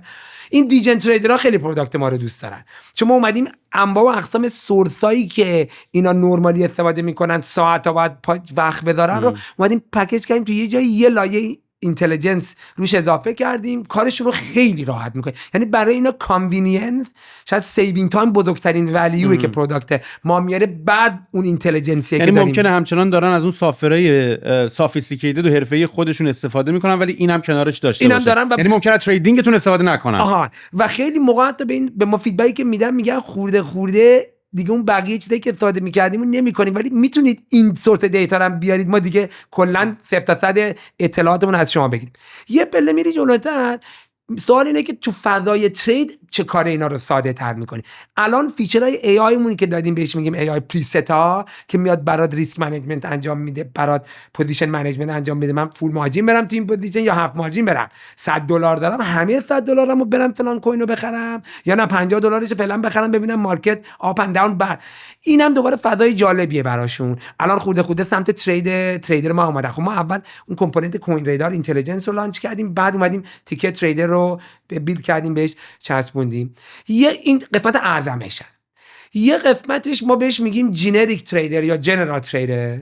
فکر میکنم من و تو مثلا تو کاتگوری جنرال تریدر باشیم. ما صبح تا شب من الان هستم الان دیگه واقعا شاید واقعا تمونده اون جنرال تریدرام، چون من اگه وقت بکنم ویکند شاید یه دو تا ترید مثلا خودم داشته باشم. خب اینا اونایی ان که یا از وب 2 دارن میان تو وب 3، اتفاقا والت سایت‌های بزرگی هم دارن اکثرا. خب ولی طرف دوست داره تو فضای کریپتو باشه، عددهایی که تو کریپتو میبینه تو مارکت‌های دیگه نمیبینه، ولی خب اند اف دی کار روزانه‌شو داره، درگیری خودشو داره، انداب میشه به اینکه دوستش بگه ببین فلان کوینو بخرا یا فلانجا بیا مثلا تو آیدیو این شرکت بکن و به فلانجا بفروشا.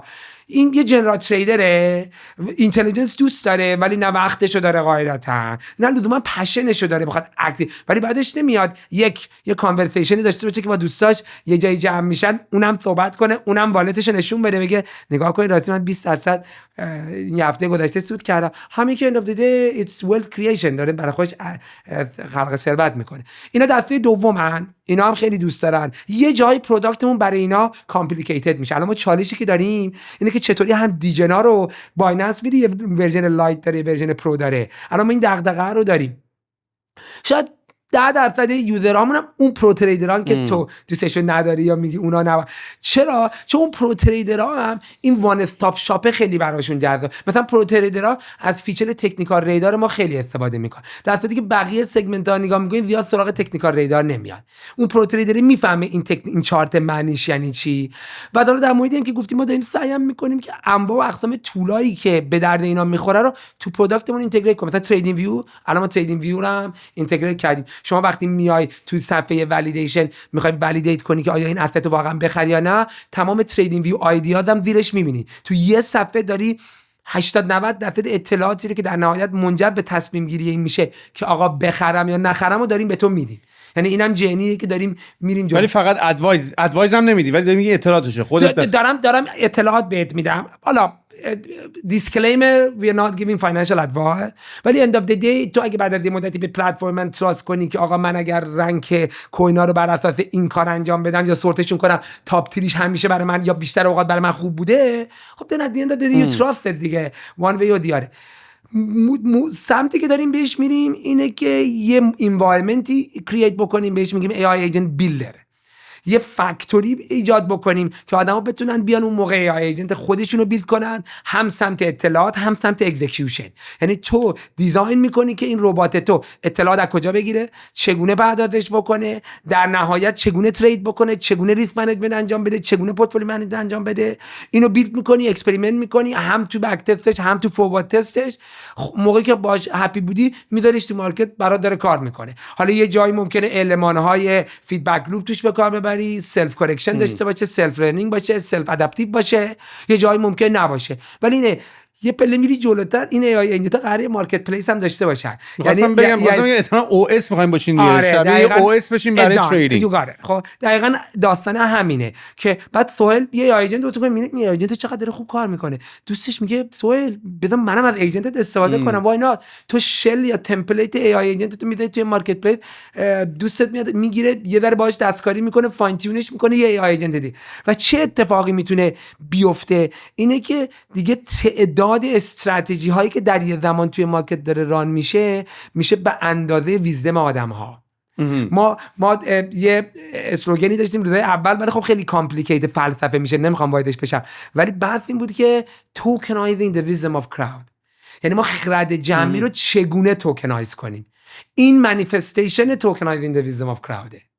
خب ببینم یه سوال تکنیکال، اول یه سوالش رو بپرسم که همش تو ذهنمه. من نمیدونم چرا همش در بطن ذهنی من اینه که ویزدومایز کریپتوه، ولی شما استاک هم دارین. ما با کریپتو شروع کردیم سوال به 2 تا علت. یکی اون بریر تو انتریه بود. دیدیم اگه ما دوباره بخوایم بریم سراغ یه مارکت فولی رگولیتد با کلی داستان، خب این آدمایی که تو این بازی میخوان بیان رو کمک نکردیم. یه جمعیت زیادی دارن میان، این جنزیه رو کمک نکردیم. یه دغدغه این بود. 2 یه ذره کار برای خودمون سخت کردیم. گفتیم اگه ما بریم و سیستممون برای یه فاینانشال مارکتی مثل کریپتو که فلاکچویشنش حداقل 30% بیشتر از فاینانشال مارکت های دیگه، سرعتش حداقل 4x بقیه فاینانشال مارکت های دیگر و 24/7. ولی دارین فاینانشال مارکت دیگه یا فقط شما کریپتو؟ برای همین تو کریپتو شروع کردیم. الان چند ماه نزدیک 1 سالی که شروع کردیم اکسپریمنت کردن. آرکیتکچر رو طوری ساختیم که رفتن توی فاینانشال مارکت دیگه، توی مارکت دیگه خیلی برامون راحته. الان شروع کردیم مدلمون رو ترین کردن روی اسست کلاس های دیگه، با هدفمون اینه که با ورژن توکنایز شده اسست های دیگه بریم. یعنی میگه که بریم سراغ گولد مستقیم، بریم سراغ توکنایز گولد، بریم سراغ توکنایز ریل استیت. ولی در نهایت هدفمون اینه که این وان استاپ شاپ به تو این امکانو بده که تو تمام فاینانشال مارکتینگ کار انجام بده. یعنی ویژنمون قطعا محدود به کریپتو نیست، ولی زمین بازی شروعمون کریپتو بوده که یه جایی کارمون رو سخت کرده، یه جایی هم کارمون رو آسون کرده. آره. یه سوال فاندامنتال من دارم که اصلا شاید ماهیت هدف بیزنس های شما رو اصلا تحت تاثیر قرار بده. هدف کامودیتایز کردنه و بتونی برای آدما ولت جنریت بکنین دیگه. این شاید خود همین رویا خلاف فاینانشال مارکت نیست؟ یعنی اگه همه قرار باشه پول دارن، همه قرار باشه هپی باشن، اصلا فاینانشال مارکت به وجود نره. حتما باید یه سری مارکت لوز کنن که یه سری پول دارن، یه سری باید بدتر بازی کنن. نمیشه یه بازی پوکر رو همه ببرن. خب این بهش میگن زیرو سام گیم دیگه. کل داستان. اولا من شخصا اعتقاد ندارم که فاینانشال مارکت زیرو سام گیم. این نکته اول اینو بیایم استابلیش کنیم، چون سایز مارکت داره بزرگ میشه. خب ببین اگه سایز مارکت ثابت باشه، دوره میدی که شما حالا اسم پوکر میگه هر چیز دیگه، ژتونا ثابته دیگه. مگر که با این میکنن. خب و مگر که بازی بیرون، یعنی همه برنده پا میشن. نه میخوام بگم نه این که خب این میخوام بگم اولین مسئله سایزای مارکت. ببین الان همین بحث ریل ورلد اسست توکنایزیشن RWA، این بحث ریل استیت توکنایزیشن، میدونی وی تاکینگ اباوت تریلیون دلار مارکت. خب یعنی نیومده تو بازی، الان تازه شروع بازی RWA. خب یکی اینه که سایز مارکت داره زیاد میشه.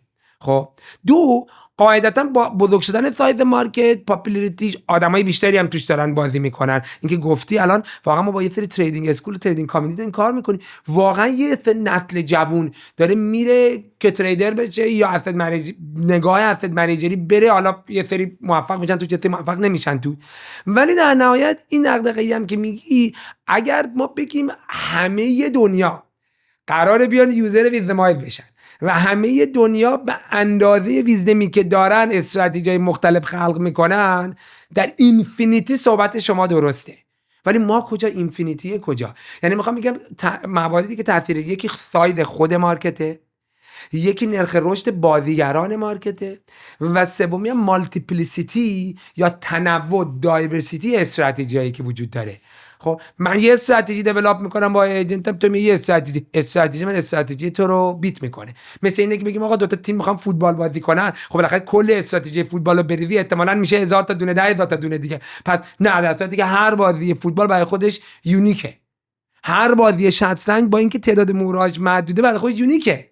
میخوام بگم همه در نهایت اسنپ شات فاینانشال مارکت هم هر موقع بهش نگاه میکنی ایز یونیک. آره متوجهم. ولی یعنی میگم کمونیستی بهش نگاه نکنیم. کمونیستی نیست، ولی فکر کنم ماهیت بازی مثل فوتبال برای یکی ببازه، میدونی؟ نمیگم باید حالا به اون معنایی که حتما دادن میبازن یه عده. آره. ما داریم سعی میکنیم که آدمهای بیشتری در رویارویی با سازمان‌ها و اینستیتوشن‌های اونها هم بازیگرن. ما تمام تلاشمون اینه که طولایی که اونا دارن و این برنده یه ذره کوچیکشن. این آدمای بیشتری برنده و خوشحال بیان بیرون، ساتیسفای بیان بیرون. ولی در نهایت یه سری این آدما میبازن. آره دیگه. حالا اگه جت شخصی نداری ولی هواپیما هست همتون سوار شید. بزرگترین سوالی که تو ذهن همه همیشه هست تو این تیپ کارا، تو این تیپ کارهایی که قول میدن برای بقیه پول بسازن، پس اونی که خودش سیستم رو اون میکنه چقدر تونسته از سیستم خودش که داره به بقیه این آرزو رو میفروشه، که حالا این کلمه آرزو فروختن منظورم چون تو کریپتو استاک شد بعد برشه تو هر بیزنسی کوزه گر از کوزه شکسته آب میخوره، الان فرض من پس بر اینه که شما اگه طولتون انقدر طول باحالی خودت الان باید داگ فودینگ بهش میگن دیگه، میگن آقا غذایی که درست میکنه اول تا بعد خودت استفاده کنی. 100%. آره داگ فودینگ به معنی که خودت هم داری ازش استفاده میکنی و خود به عنوان اینکه آره قطعاً به عنوان اینکه مستر طولتی پس باید یعنی تو باید نفر اول لیدربورد پلتفرمت باشی که داری خیلی ازش پول در من میاری. خیلی موقع ها خب ببین یه دو تا بحث اول مطرح کنم. اولا اینکه ما هر چیزی رو که بیلد میکنیم ایزیلی 6 ماه بعضی موقع حتی 1 سال داریم با پول خودمون ریل مانی خود شرکت و یه جایی من به عنوان حالا یه بنیان گذارش یه جایی من فاند شخصی خودمو دارم به بقیه کمپانی میگم آقا اینو تریت کنید مثل بقیه. حتی بعد ایجاد سعی میکنم یه جایی انانیمس با یه ایمیل دیگه یه دونه اکانت درست بکنم که حتی کسی هم نخواد بایاسی پیدا بکنه. این اولین مسئله. یعنی ما آیا پرفکتیم؟ نه، ولی اینکه خودمونم تو این بازی هستیم و داریم ازش استفاده میکنیم اصلا تو شک نکن. اصلا تو شک نکن. همین میگم خودتون من الان اینجوریام که بس من اینجوریام که الان مثلا بعد فاندینگ آرگومنت اینه دیگه. آرگومنتی که من یه طولی ساختم که کسی که این طوله رو ندارن، اون کسی که قرار باشه این طوله رو، یه ادوانتجی دارن دیگه، میدونی، یه دیتای بیشتری دارن به هر حال یا راحت تر دارن دیتا رو. شاید اصلا آرگومنت باشه که اینه که حالا قبلا ما 2 ساعت وقت داشتیم همین دیتا رو جمع می‌کردیم، تو 10 دقیقه نشون میدم.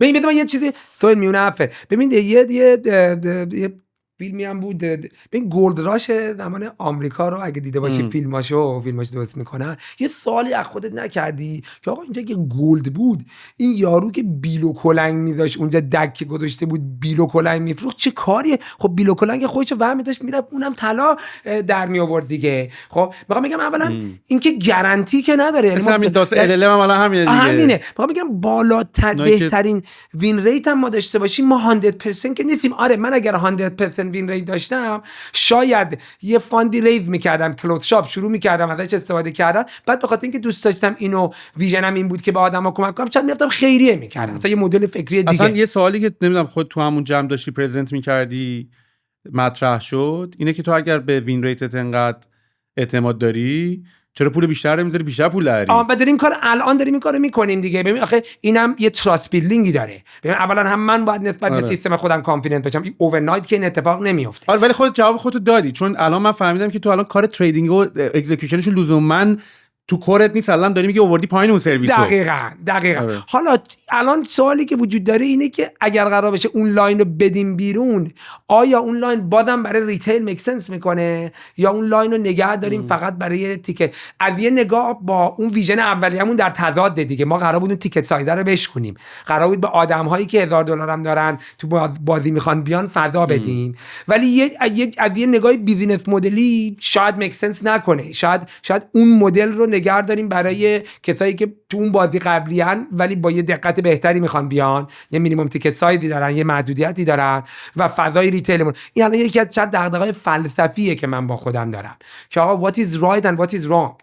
تو از یه بر ابجکتیوهای استارتاپ تو باید نگاه بکنی. در نهایت این یه استارتاپه که دوست داره موفق بشه، یه سری آدم تو این استارتاپ درگیرن، دوست دارن همه افتخار کنن به این استارتاپ. پس موفقیت این استارتاپ پرسه یه چیز مهمه.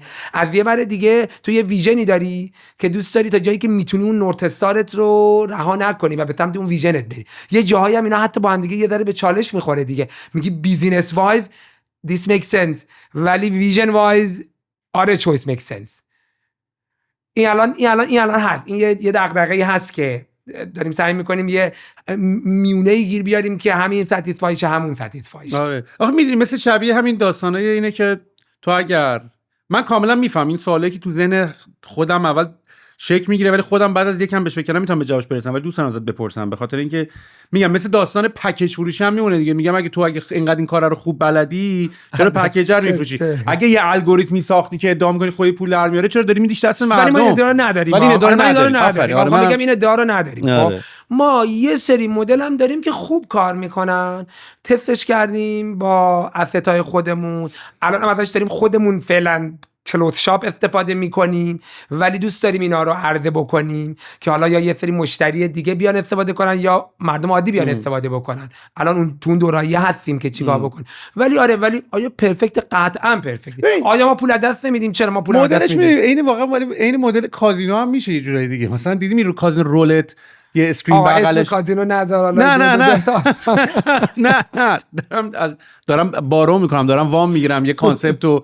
نه اصلا این سوال شخصی منه. ببین به خاطر اینکه کاری که من تو استاک الان در حد اینم، چون من واقعا یکم عدد مددم خیلی حال نمیکنم کلا، مثلا در این حدم که آقا به من سریع من اینو بخرم یا نخرم، در همین حد به من بگو، چون منم تراست میکنم میخرم استاکم، بعد من هولدم میکنم، یا فقط به من بگو بفروش. بعد بعضی موقع دارم بخوام فکر میکنم که جواب این سوالو داشتن برای منی که حالا ریسک لولم هم بالاست، حالا اشتباهم گفتی اوکی ام، دیدم این سرچ کردم دیدم همه گفتن آقا هست، بعد دعواش شبی سرچ کردی دیدی یه سری سایت ها هستن این سیگنال ها رو میدن، اصلا بعد دیدی تلگرام گروه هایی هستن که تو پول میدی بری ببینی اون تو اینایی که این کارن چه جوریه.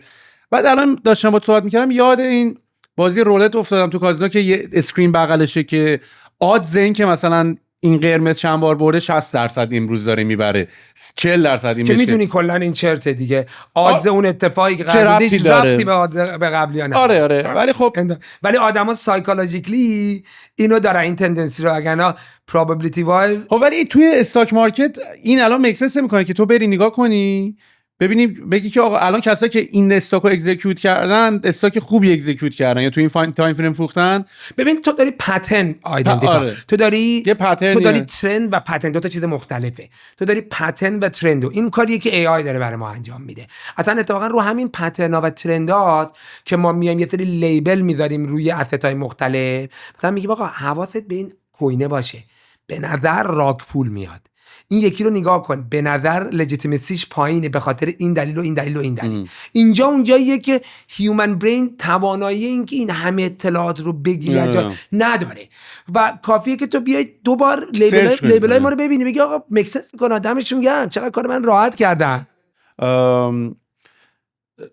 بذار یه مقداری راجع به بیزنس مدل حرف بزنیم، چون الان که گفتی اگه ترید می‌کردی که بیزنس مدلش خیلی مشخص بود میگفتی یه کامیشن چیزی برمی‌داری، ولی داری میگی فقط یه تریدینگ سیگنال داری که خودشون هم پروداکته، پس احتمالاً پرایسینگ مدل داریم و سابسکریپشن پلن‌های مختلف. اینم یه جنی تو ویدیو ما چندین مدل مختلف رو تستش کردیم. الان ورژنی که داریم شما برای قسمت اینتلیجنس یه سابسکریپشن باید بدی، یه مانتلی یا انوال سابسکریپشن هست. خب ما توکن خودمون هم داریم WSTM ویزا توکن، تبلیغ هم برای توکنمون نباشه، اینو در فقط میگم که بحث ببریم جلو و به عنوان یه پیمنت یوتیلیتی میتونی با توکن ما پرداخت بکنی و تخفیف بگیری. میخوام میگم یکی از یوتیلیتی های دارم سعی میکنم توکن رو بیارم تو بازی که یه بیگر پیکچر از اکوسیستم رو با هم دیگه داشته باشیم. توی فضای تریدرمون داریم ترید تو رو اینهانس میکنیم دیگه، داریم ایمپروو میکنیم ترید اکزیکیوشن تو دیگه. یه کات تریدینگ فی برمی‌داریم بین 20 تا 80 بیپس داریم از تریدینگ فی تو برمیده. پس ما یه سابسکریپشن داریم یه تریدینگ فی داریم که این میشه الان داریم روی کانسپتی کار میکنیم که کمتر کمپانی توی وب 3 کرده، خیلی هم خودمون اکسایتدیم بابت این که خب اوکی ما یه سری لاور و بیلیور توکنمون رو داریم. توکنمون قراره یه ابزاری باشه برای ساختن یه اکانومی، یه توکن اکانومی برای اکوسیستم. خب پس چرا اونا رو هم بازی ندیم تو این بازیه؟ اونا هم جزو من واقعا قدرتی که توی کامیونیتی تو وب 3 سنسش کردم اصلا تو وب 2 این سنس نداشتم. یعنی این که میگن کامیونیتی تو وب 3 میزنه زمین خودش هم بلندت میکنه، من واقعا به جرأت دیدمش، هم برای ویزمات هم برای بقیه کمپانی. خب این کامیونیتی هم دوست داره تو بازی تو باشه، نگاهش هم دیسنترالایز خیلی جا، این واقعا فاندامنتالی نگاه اون بازیگر what's in it for me. حالا من دارم میام بهت کمک میکنم آقای کمپانی، چی برای من تو این بازی داره؟ الان داریم یه اکانومی دیزاین میکنیم که یه قسمتی از رونیو شرکت رو بگیریم و بیایم یه کلاب درست بکنیم که آدما میتونن عضو این کلاب بشن، عضویتش هم محدود، هر ماه مثلا یه تعداد سیت باز بکنیم چون بعد این بالانس باشه، حالا بهش میرسیم و شما با خریدن توکن ما و استیک کردن توکن ما میشی عضو این کلاب، پولم نمیده فقط استیک میکنی توکن ما و بعد ما تو رونیو شیرینگ شما رو شریک میکنیم. یعنی رونیویی که در میاریم یه قسمتیشو پخش میکنیم توی رونیویی که شما از کجا در میاریم؟ هم از سابسکریپشن هم از تریدینگ فی میگیریم، یه قسمتیشو خیلی ترانسپرنت داریم بین کامیونیتی پخش میکنیم. دو میخوام برگردم به سوال اوله، دیگه لازم نیست بابت پروداکت ما هم پول بدی. یعنی ورود به این کلاب نه تنها به دسترسی نه تنها به دسترسی فری میده رو پلتفرم ما end to end، حتی تو رونیو شیرینگ هم تو رو داره شرکت میده. عملا تو داری، میخوام بگم میتونم ادعا بکنم اگر درست پیش بره و یه ذره کاملتر بشه، جزو اولین پروژه‌ایه که واقعا داره یه توکن اکانومی به مفهوم رونیو شیرینگ، به مفهوم فول پارتیسیپیشن به وجود میاره. آره و بعد جالبیش کجا میشه؟ سهیل is a virtuous cycle. یه IPO دقیقاً. من اینو تو کلاس یه ICO یه ICO نیست، یه کانسپت IPO، یه کانسپت IDO، میدونی، یه اینیشیال دکس آفرینگ، دیسنترالایز آفرینگ. خب چه اتفاقی میفته؟ سهیل ناخودآگاه ته ذهنش میگه چه بازی جالبی ها، من اومدم تو کلاب اینا دارم رونیو شیرینگ هم میکنم. تو خودت رو جزوی از این اکوسیستم میدونی. تو هم اگر بلنگو داری تو سوشال مدیا، بعدت نمیاد بری بگی آقا ویزمایل جای بد خوبیه، چون تو هم تو این بازی هستی. خب بعدت نمیاد بری دوستت رو هم دعوت بکنی که بیاد تو این بازی، چون میدونی اگه دوستت هم بیاد این چرخه داره رونیو بیشتری تولید میشه و مستقیم یا غیر مستقیم تو هم داری بنفیت میبری، همه دارن تو این بازی بنفیت میبرن. ما میگم مهم اینه که این چرخه ویچوس سایکله کیکین بشه، استارت بخوره. خب مثل هر مدل پلتفرمی دیگه‌ای که نگاه کنی، ولی میتواند سلف فولفیلینگ باشه. آره متوجه میشم چی میگی. دوباره رو کاغذ قشنگه، در عمل بریم ببینیم چی میشه. الان این اتفاق چند هفته دیگه قراره استارتش بخوره. الان دیگه داریم وضعیت فاند جذب کردیم برای ویزومایز. ما توی 3 سال گذشته 2 تا راوند داشتیم تو ویزومایز که هم با اکویتی بوده هم با توکن بوده میکس، و الان داریم یه راند کوچیکی، الان بهش بزنیم اکستنشن بریج یا هر چیز دیگه، یه پری سیریز ای الان داریم. یه چند روز، یه هفته تقریبا باز کردیم، یه هفته خوده یه راندو باز کردیم که عملا یه جامپ خوب به ما بده برای یه سیریز ای بزرگ که پلنمون سال آینده. روی چه عدد رو چه والیوشنی فکر می‌کنین؟ برای پری سیریز ای، برای خود سیریز ای. من برای خود سیریز ای تارگتم روی 250 میلیون دلار پست مانی والیویشن. از کجا می‌خوای ریس کنی؟ خب توی دبی می‌خوای ریس کنی اینجا؟ نه لودو، من دنبال مثلا تیر 1 با یه کانورسیشن، یعنی صحبتی هم شروع کردیم، مثلا وی تاکینگ about A16Z، سکویا، پنترا، دارین صحبت می‌کنیم باشون. یه صحبتایی هم داریم پشت پرده می‌کنیم. مثلا دلیل اصلی این که اومدیم سراغ پری سیریز اینه که به این نتیجه رسیدیم تیکت سایدمون الان برای اونا کوچیکه. برای اینکه تیکت ساید رو ببریم بالا، قاعدتاً باید عددامون یه مقدار تراکشنمون بوست بشه که متناسب با اون والویشنمون هم بوست بشه که توی رنج دایلوشن تارگت دایلوشن اونا بگنجیم.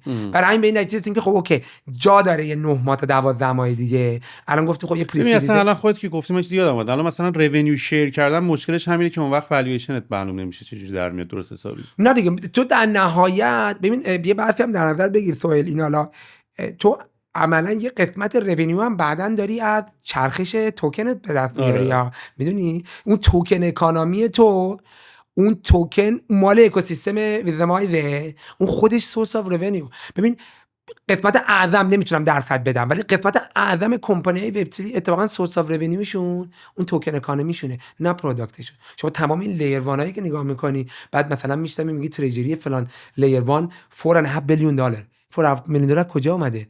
از ران کردن اون چین اومده و بازیگرانی که حالا اسمشون نود والیدیشن نود توی بازی اون چینن. یعنی میگم اون بازی توکن رو اصلا دست کم نگیر، بازی پیچیده ایه، ولی اون خودش سورس اف رونیو. الان نزدیکترین رقیب بهتون کیه؟ ببین ما بازم دارم میگم کسی الان هنوز تو مارکت نیست که یک end to end بیاد این رو کنار هم بذاره آفر بکنه به یوزرها. اون بحث AI ایجنت هم که هنوز فاصله داریم، یعنی کیورد زیاد به کار میره این ور اون ور، ولی واقعا کسی پروف آف کانسپت، کسی ریل تست کرده باشه یه پروداکتی رو که چنین فضایی رو بده. ولی مثلا تو فضای شباهت نگاه میکنن GMGN، اصلا نمیدونم چنین چیزی شنیدی یا نه، مال دیجناس. خب یه جاهایی داره دیتا میده، اینتلیجنس نمیده. این بودن فرق دیتا و اینتلیجنس رو با هم دیگه. اینتلیجنس 1-2 مرحله باهوشتره، 1-2 مرحله در کشف حقیقت به تو نزدیکتره. دیتا خامه، خودت میدونی میخوای چیکار کنی. خب مثلا جی ام جی داره تو این فضا، یا بیشتری که فکر تو فضای اینتلیجنس دارن اتفاقا رفتن تو مدل بی تو بی دارن پکیج میکنن اینتلیجنس به اینستیتوشن ها میفروشن. مثلا نانسن یکی از کمپانی هاشه. کایتو دوباره یه جاهای شباهت به ما داره. از این بعد میای تو فضای فقط ترید، تو یه سری تریدینگ ایجنت داری، یه سری تریدینگ بات داری، یه سری اسنایپر بات داری رو انواع اقسام، مثلا تروجان بات، یه بات معروف روی سولانا. حالا ما اومدیم کامبینیشن این دوتا رو کنار هم دیگه گذاشتیم، ولی یو نور نو ممکنه فردا رقیب داشته باشیم. اتفاقا ما استقبال میکنیم سوهل، یعنی میخوام بگم انقدر مارکت بزرگه to be honest، یعنی عددا که این جا داره این پای سیبه هم پای سیبه بزرگتر بشه، هم افراد بیشتری تو این پای سیبه بشن. یه نکته دیگه هم بهت بگم، توی فضای وب 3 بازم یکی از تفاوتاش نسبت به فضای وب 2، اگه اجازه بدی من این تفاوت قائل بشم، سنس پارتنرشیپ، سنس کلابوریت کردن بین کمپانی ها هم بیشتره. میخوام بگم این مایندست پارتیسیپیشنه فقط توی این کامیونیتی نیست، واقعا توی بنیانگذارا هم که حتی وب 2 بودن اومدن وب 3 یا و نیتیو وب 3 بودن بیشتره. میگم الان ما با یه سری از همینایی که بهت گفتم کمپانیایی که نام بردم داریم واقعا اکتیولی صحبت میکنیم، با یکی دوشون قرار پارتنرشیپ انجام بدیم. اوکی ویدن، بریم با هم دیگه تو این بازی، اوکی تو خوبی منم خوبم، بریم با هم دیگه با هم بازی کنیم، چرا نه؟ آره، ولی این سوال هم وجود داره که البته ببین مثلا این مثاله رو اتفاقا کیار رکنی هم که اینا بچهای تویچ استریمرای گیمرها که این کارو میکنن اونا هم خیلی مثل تو این قضیه خوبن.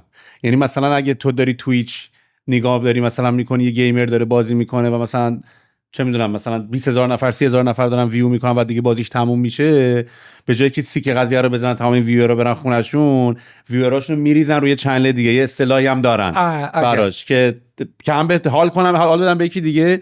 هم این که اگه هیت و ویورای اگه هر کسی از اینا داره ویور جدیدی رو اصلا به اکوسیستم تویچش معرفی میکنه، هیچ وقت نگران این نیستن که بری یه نفر دیگه بازی رو ببینی، بازی منو نبینی. و واسه همین اینجا میفهمم که به پایت بزرگ میشه. اما چند تا سابسکریپشن تول مگر خواهی داشت یا از چند تا تریدینگ پلتفرم خواهی استفاده کرد؟ قبول دارم اینو. ببین در نهایت بالاخره تاپ اف مارکت داده وینر. من مثلا روی اندکسم که مال کاناداست. این صحبت درستیه. تو در نهایت احتمالاً یه لانگ تیلی داری ولی اونایی که اون 10 تای بالا دارن مارکت رو اداره میکنن. ما هم تلاشمون مثلا بایننس بازی ما هم تلاشمون اینه تو ویزدمات که بریم تو اون لیگ قرار بگیریم. آیا هنوز هستیم؟ یه جاهایی هستیم، یه جاهایی نیستیم، ولی یه مسیره. ما هم تمام هدفمون اینه که بریم اونجا این خلق ارزش رو طوری انجام بدیم و برگردونیم به کامیونیتی که این لیاقت رو داشته باشیم که ما رو جزو اون تاپ 10 قرار بدن. آره و منم هدفم الان اینه که واقعا داریم راجع به استارتاپ آیدت برینستورم میکنیم دیگه. مثلا من الان تو این چند وقتی که اینجام با خیلی بچه دارم صحبت میکنم، به اضافه این که همون ایده دد پیکسل هم که مطرح کردم، خب یکی از کارا اینطوریه، یعنی پیچ من اینه که ماها قبلا برای اینکه یه ایده روش کار بکنیم باید زمان خیلی زیادی میذاشتیم. مثلا من بیزنس قبلیم ریحون 4 سال، الان بهتر مودم 6 سال، الان یه دهه زندگی من عملا صرف 2 تا ایده شده. خب خیلی هزینه زیادیه برای اینکه ببینی میشه یا نمیشه یا آخرش مثلا چه اتفاقات و چه لاکی بیفته. و عمده قضیه هم اکزیکیوشن و اجرا طول کشیده. میدونی در صورتی که الان زمان اکزیکیوشن اجرا خیلی کم شده و باعث شده که من بتونیم الان هممون به واسطه اینکه با AI واقعا یه اینتر میزنی میتونی چند تا آیدیا رو همزمان لانچ کنی، زود برید تستش رو بگیری تو مارکت، برید تراکشنش رو بگیری.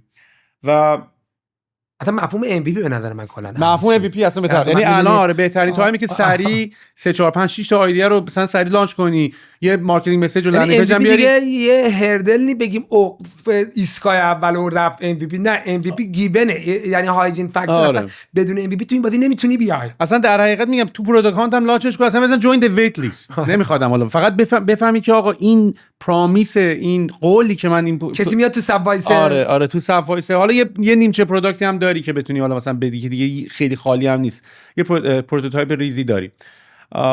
به کجا میخوام برسم؟ بحث این بود که داشتم بچه‌ها صحبت میکردن که میگفت خب مثل همین چند تا اپلیکیشنه که الان خب یه سری از اپلیکیشن‌ها خیلی هاتن دیگه، مثلا این کل ای آی که یه رپر عملا اوپن ای آی که تو از غذات عکس میگیری، میگه چقدر کالری داره و اینا. در صورتی قبلا این اپلیکیشن قدیمی‌ها یا کلی رفته بودن دیتابیس جمع کرده بودن، اینا خیلی غلط میزد یا باید خود منوال بزنی. الان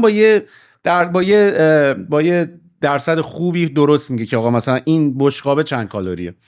و خب ترکونده الان پسر زک که حالا قرار بود پادکست منم بیاد، من انقدر سفر کردم فکر کنم یه قاطی کردم اونجوری که داشت من واسه دارم میلیونی پول در میارم تو هم میندازی عقب بالا.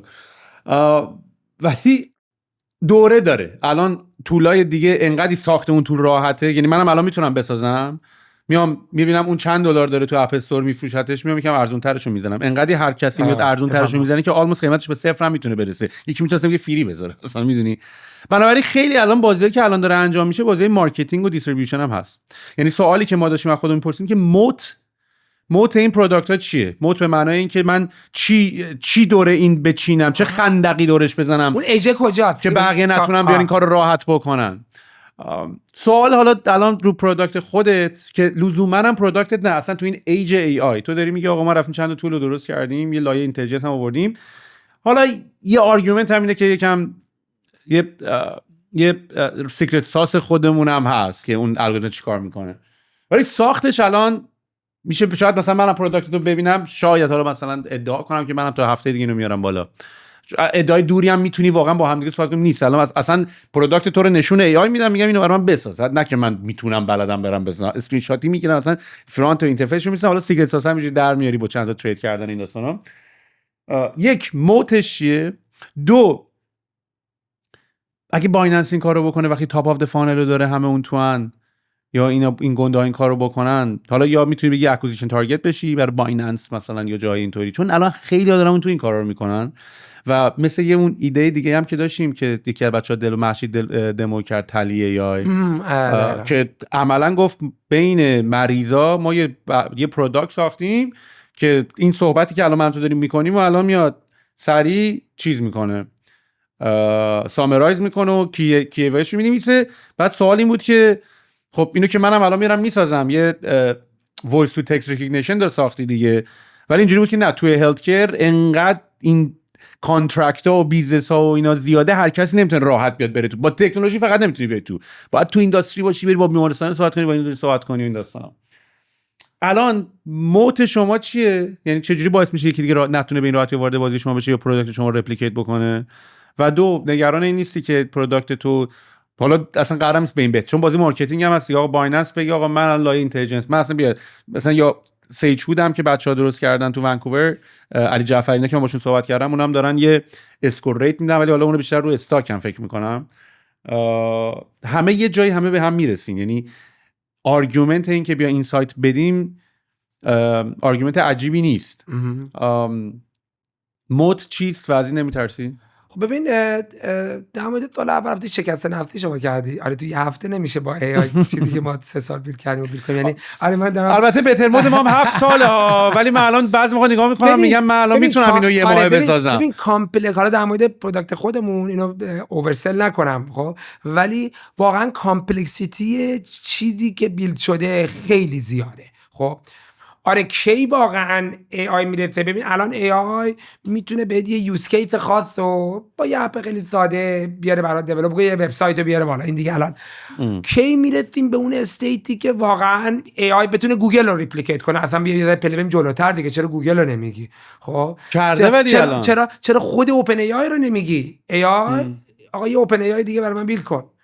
یکی دسترسی به دیتاش مهمه، یکی هم اینه که بعد بیل کنه اون الگوریتمای دیگه. نه خب ببین ما اون آخه مدلن، ولی حرفت هم میفهم. من میگم حالا تو داری میخوام بگم اکستندش میشه اینو کرد دیگه. یعنی یه استیتی از دنیا رو میشه دید که همه چی رو میشه با ای آی بیلد کرد. خب آیا به اون استیت میرسیم؟ من زیاد اینو سایفای نمیبینم.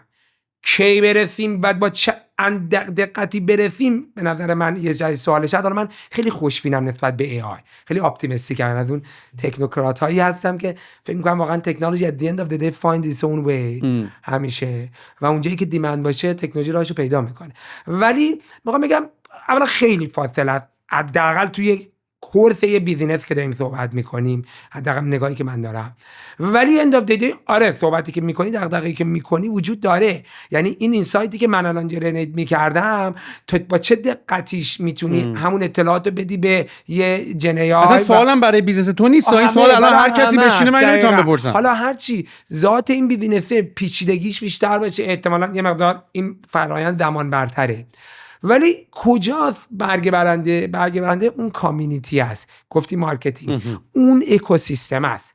AI که نمیتونه اکوسیستم دیولپ بکنه. تو چیکار می‌خوای بکنی؟ شاید جواب خیلی خوبی داری میدی. یعنی میخوام بگم اون افینیتی رو بیزینست میاره. من اگر کامیونیتیم یه اکتیو، وایبرنت، داینامیک، لاوینگ کامیونیتی باشه که پروداکت من دوست داشته باشه، نومدر این که 4 تا پروداکت دیگه هم هست، اوکی 4 پروداکت دیگه اومد، منم میرم خوبیای اونا رو میگیرم، منم پروداکتمو خوب میکنم، یه جرنی طول میکشه تا منم خوب بشم. ولی این کامیونیتی من رو میخواد، این کامیونیتی با اکوسیستم ویزمایز روش کرده. میخوام میگم برنده بازی اون کسیه که اونز د کامیونیتی. آره مثلا اصلا سوال همینه. منم یه تولی دارم روش کار میکنم که به همه دیتا سورس های تو کمپانیت مثل ساپورت تولات، نمیدونم ترانسکریپشن کانورسیشنال تو گوگل میت، تو زوم کالات و اینا وصل میشه و لیست میکنه برات مثلا فیچر ریکوست های مشتری، شکایت ها و کامپلیت های مشتری و این داستان. بعد همونجوری که این پروداکت هی داشته، چون هممون داریم سعی میکنیم بریم به سمت اتوماسیون دیگه. وقتی اینقدر سعی میکنی به سمت اتوماسیون بری، بعضی موقع اینجوری که دیگه اینقدر اتومات شده اصلا این اینترفیس هم نمیخواد. وقتی آدم قراره ازش استفاده کنه، الان مثلا بعضی موقع فکر کنم مثلا تو هم اگه داری میری به سمت این که هی دیتا رو بدی و بعد این سایت بدی و بعد حتی بتونی اتوماتیک هم اکزیکیوت بکنی، تو فقط شاید یه نوتیفیکیشن هم بدی بگی من این کارو کردم. آره اونم ندیم دیگه اوکی، چون اصلا میخوام فکر نکنم. بعضی موقع فکر میکنم که پس دنیای ترسناک هم میشه یه جهتی خیلی اصلا همش دنیای ایجنت، اصلا اینترنت دیگه برای آدم‌ها یعنی یه اینترنت دیگه باید درست کنیم برای آدم‌ها. آره یعنی این راستی شاید برعکس اینترنت رو برای خودمون نگه داریم با همین اینستاگرام و اون کارهایی که یکم به درد انسان بود، سوشال اینتراکشن. آره بقیه‌اش بره مثلا دیگه چون اگه قرارم باشه با اینجوری با ال ال ام نباید کار کنه، با بندویت مثلا با بندویت ما نباید کار کنه، با اینجوری نه با توکنای ما نباید کار کنه. مثلا همون داستانی که حالا اون دموه بود که دو تا ای آی داشتن رو تلفن با هم حرف می‌زدن، یکیشون میفهمه که جفتشون ای آی حالا نمیدونم واقعی بود یا نه، چون کی رفت دیولپ کرده، ولی شروع میکنن لنگویجشون رو عوض کردن. لنگویجشون رو عوض نمیکنن به خاطر اینکه انسانا نفهمن، به خاطر اینکه این کلمه‌ای با حرف زدن خب احمقانه است. اونجوری خیلی سریع‌تر میتونی دیتای بیشتر، کانسپت‌های بیشتری رو میتونی به هم دیگه برسونی. در مورد سوال دومی هم که مطرح کردی در مورد اکسچنج‌ها، ببین بیزینس ما یه بیزینس کامپلیمنتری خیلی خوب برای والت ها و اکسچنج هاست. حالا هم سنترالایزد اکسچنج ها هم دیسنترالایزد اکسچنج ها، ولی نگاه کنی کور بیزینس اینها نیست و اکسچنج ها برای اینکه به عنوان پلتفرم اسپانسر بی‌طرف باقی بمونن. ببین اکسچنج داره از کجا پول در میاره؟ از تریدینگ والیوم. تو میای روش ترید میکنی، چه ببازی چه ببری، اون داره کات تریدش رو. مثل یه پیمنت سیستم، مثل یه پیمنت گیتوی، هر پیمنتی که داره جابجا میشه یه کاتی ازش برداشته میشه. خب بنابراین همیشه اکسچنج‌ها بای دیفالت سعی میکنن نوترال بودن خودشون یا بی‌طرف بودن خودشون رو حفظ کنن. خب بنابراین یه زمانی اگه سراغ این بازی هم دارن میرن، یا با اکستنشن با ترد پارتی ها میرن، آقا ایکس شما بیا اینتگریت کن پروداکت تو، یا میرن اکوایر میکنن تحت یه نام دیگه ای اون بازیگر رو نگه میدارن که حالا مثلا بعد، یا میرن مدلایی که کامیونیتی بیسه. اگه میخوای بری سراغ این بازی، میره طرف یه دونه کاپی تریدینگ پلتفرم میاد اضافه میکنه به، در نهایت میگه ببین ایکس و ایگرگ و زدن که داری پشتشون میری، من نیستم، من پلتفرمم، من این وسط بی‌طرفم، اون وسط نشستم. یعنی میخوام بگم این بازی بالقوه میتواند یه تارگت اکوزیشن یا یه پارتنرشیپ اپورتونیتی خوب برای اکسچنج ها و والت ها باشه. چیزی هم هست که ما اوردی داریم باشون صحبت میکنیم و اکسپلور، نه برای اگزیت بلکه برای پارتنرشیپ. بچهای ایران میتونن پلتفرم استفاده کنن؟ بچهای ایران یعنی یکم حیفه، من بعضی وقت فکر می‌کنم بچهای ایران میتونن از پلتفرم استفاده کنن، چون ما الان تو فضای دیفای اون فرایند جریان نرمال KYC رو نداریم دیگه، KYC و AML چکو. ولی اون پروداکتی که ما هم صحبت کردیم که حالا میخوای اون پروداکت اگر بیاد، اون دوباره میره زیر چتر اکتیو اسید منیجمنت یا سیستماتیک اسید منیجمنت، بنابراین KYC لازم خواهد داشت و بنابراین احتمال بعضی از ایرانی‌ها با توجه به اینکه روی سری از اکسچنج‌های خاص اکانت دارن یا ندارن توضیح میدی برای بچه‌ای که نمیدونن حالا مخففش داره آره میگی نو یور کاستومر یعنی اینکه رگولاتور به من به عنوان یه بازیگر میگه اگه تو داری با اسست آدم‌ها با پول آدم‌ها بازی می‌کنی داری بهش دست میزنی یه جایی داری فقط دیتا میدی یه جایی داری دست میزنی به این اسست تو باید میک شور بکنی که میدونی که اون آدمه کیه know your customer or know your business KYB KYC خب و بدونی اون کیه و دو خیلی از موارد باید بدونی که سورس پولی هم که داره تو این بازی میاره کجاست که برای اینکه پولشویی و خیلی اتفاقای دیگه نیفته دیگه برای این بحث KYC/KYB و AML یه بحث مهمه و حالا به خاطر شرایطی که موجوده متاسفانه احتمالاً توی سری جاها ایرانی‌ها نمیتونن شرکت کنن. آره داشتم خیلی حیفه که ما نینا با آدمو صحبت می‌کنیم راجع به پروداکت‌ها و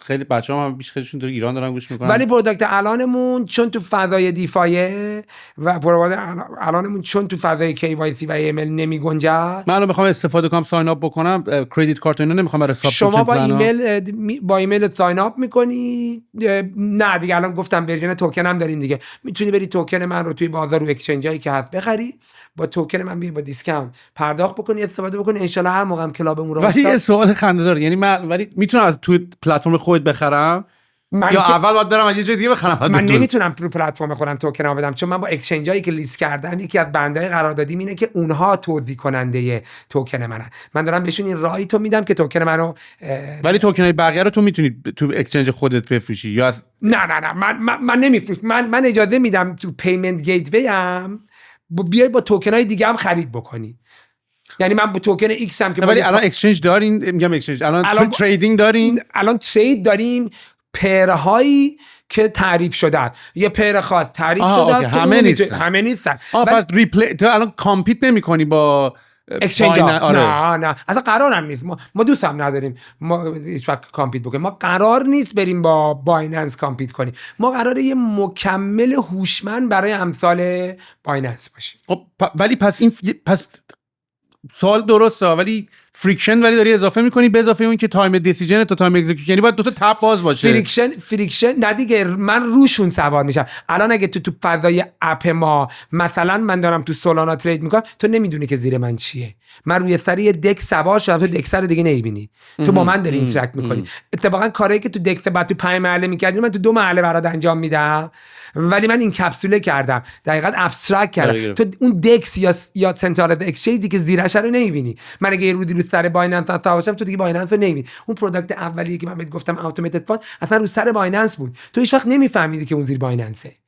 تو فقط با پروداکت من اینتراکت میکردی اون زیر من هندل میکردم آره گرفتم چند تا کاربر دارین چند تا یوزر دارین یا الان یه آمار ریزی هم از یوزیجت بده که الان اصلا وضعیت کمپانی چیه چقدر ساکسس ریت دیدی توش فکر می‌کنین کدوم قسمتش به من اینا رو میگم ولی بعدن اصلا آره به هیچ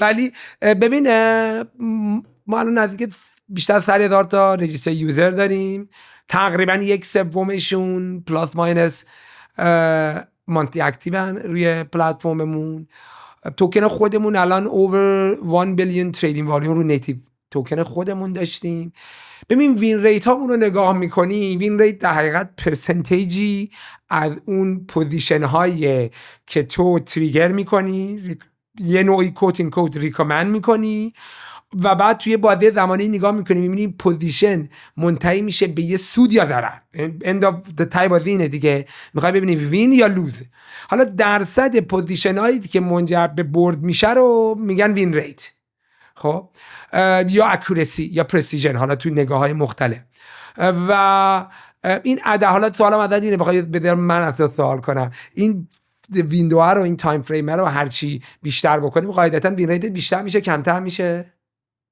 یعنی من اگر یه ریکامندیشن رو توی بازه 1 ساعت نگاه کنم ورسد 24 ساعت نگاه کنم ورسد 7 روز نگاه کنم کمتر میشه نه بیشتر میشه تو مدت زمان بیشتری داری میدی که اون اتفاق که اون اتفاق بیفته یا نیفته آره اون که این که در نهایت اون پوزیشن تو اون فاصله بسته میشه باد میشه یه چیز دیگه است اون بسته به ریسک منیجمنتته ولی پروبابیلیتی این که این به یه دیتا بیشتریه خب میخوام بگم مثلا نگاه بکنی الان وین ریت سیگنالای ما که داریم از سوشال و تکنیکال و ویل و اینا میگیریم اوریج بخوایم نگاه بکنیم کوین ریدار اون فیچر اینتلیجنسمون رو نگاه بکنی، وین ریتمون تقریبا نورت 60% یعنی almost 70% تا مثلا 85%.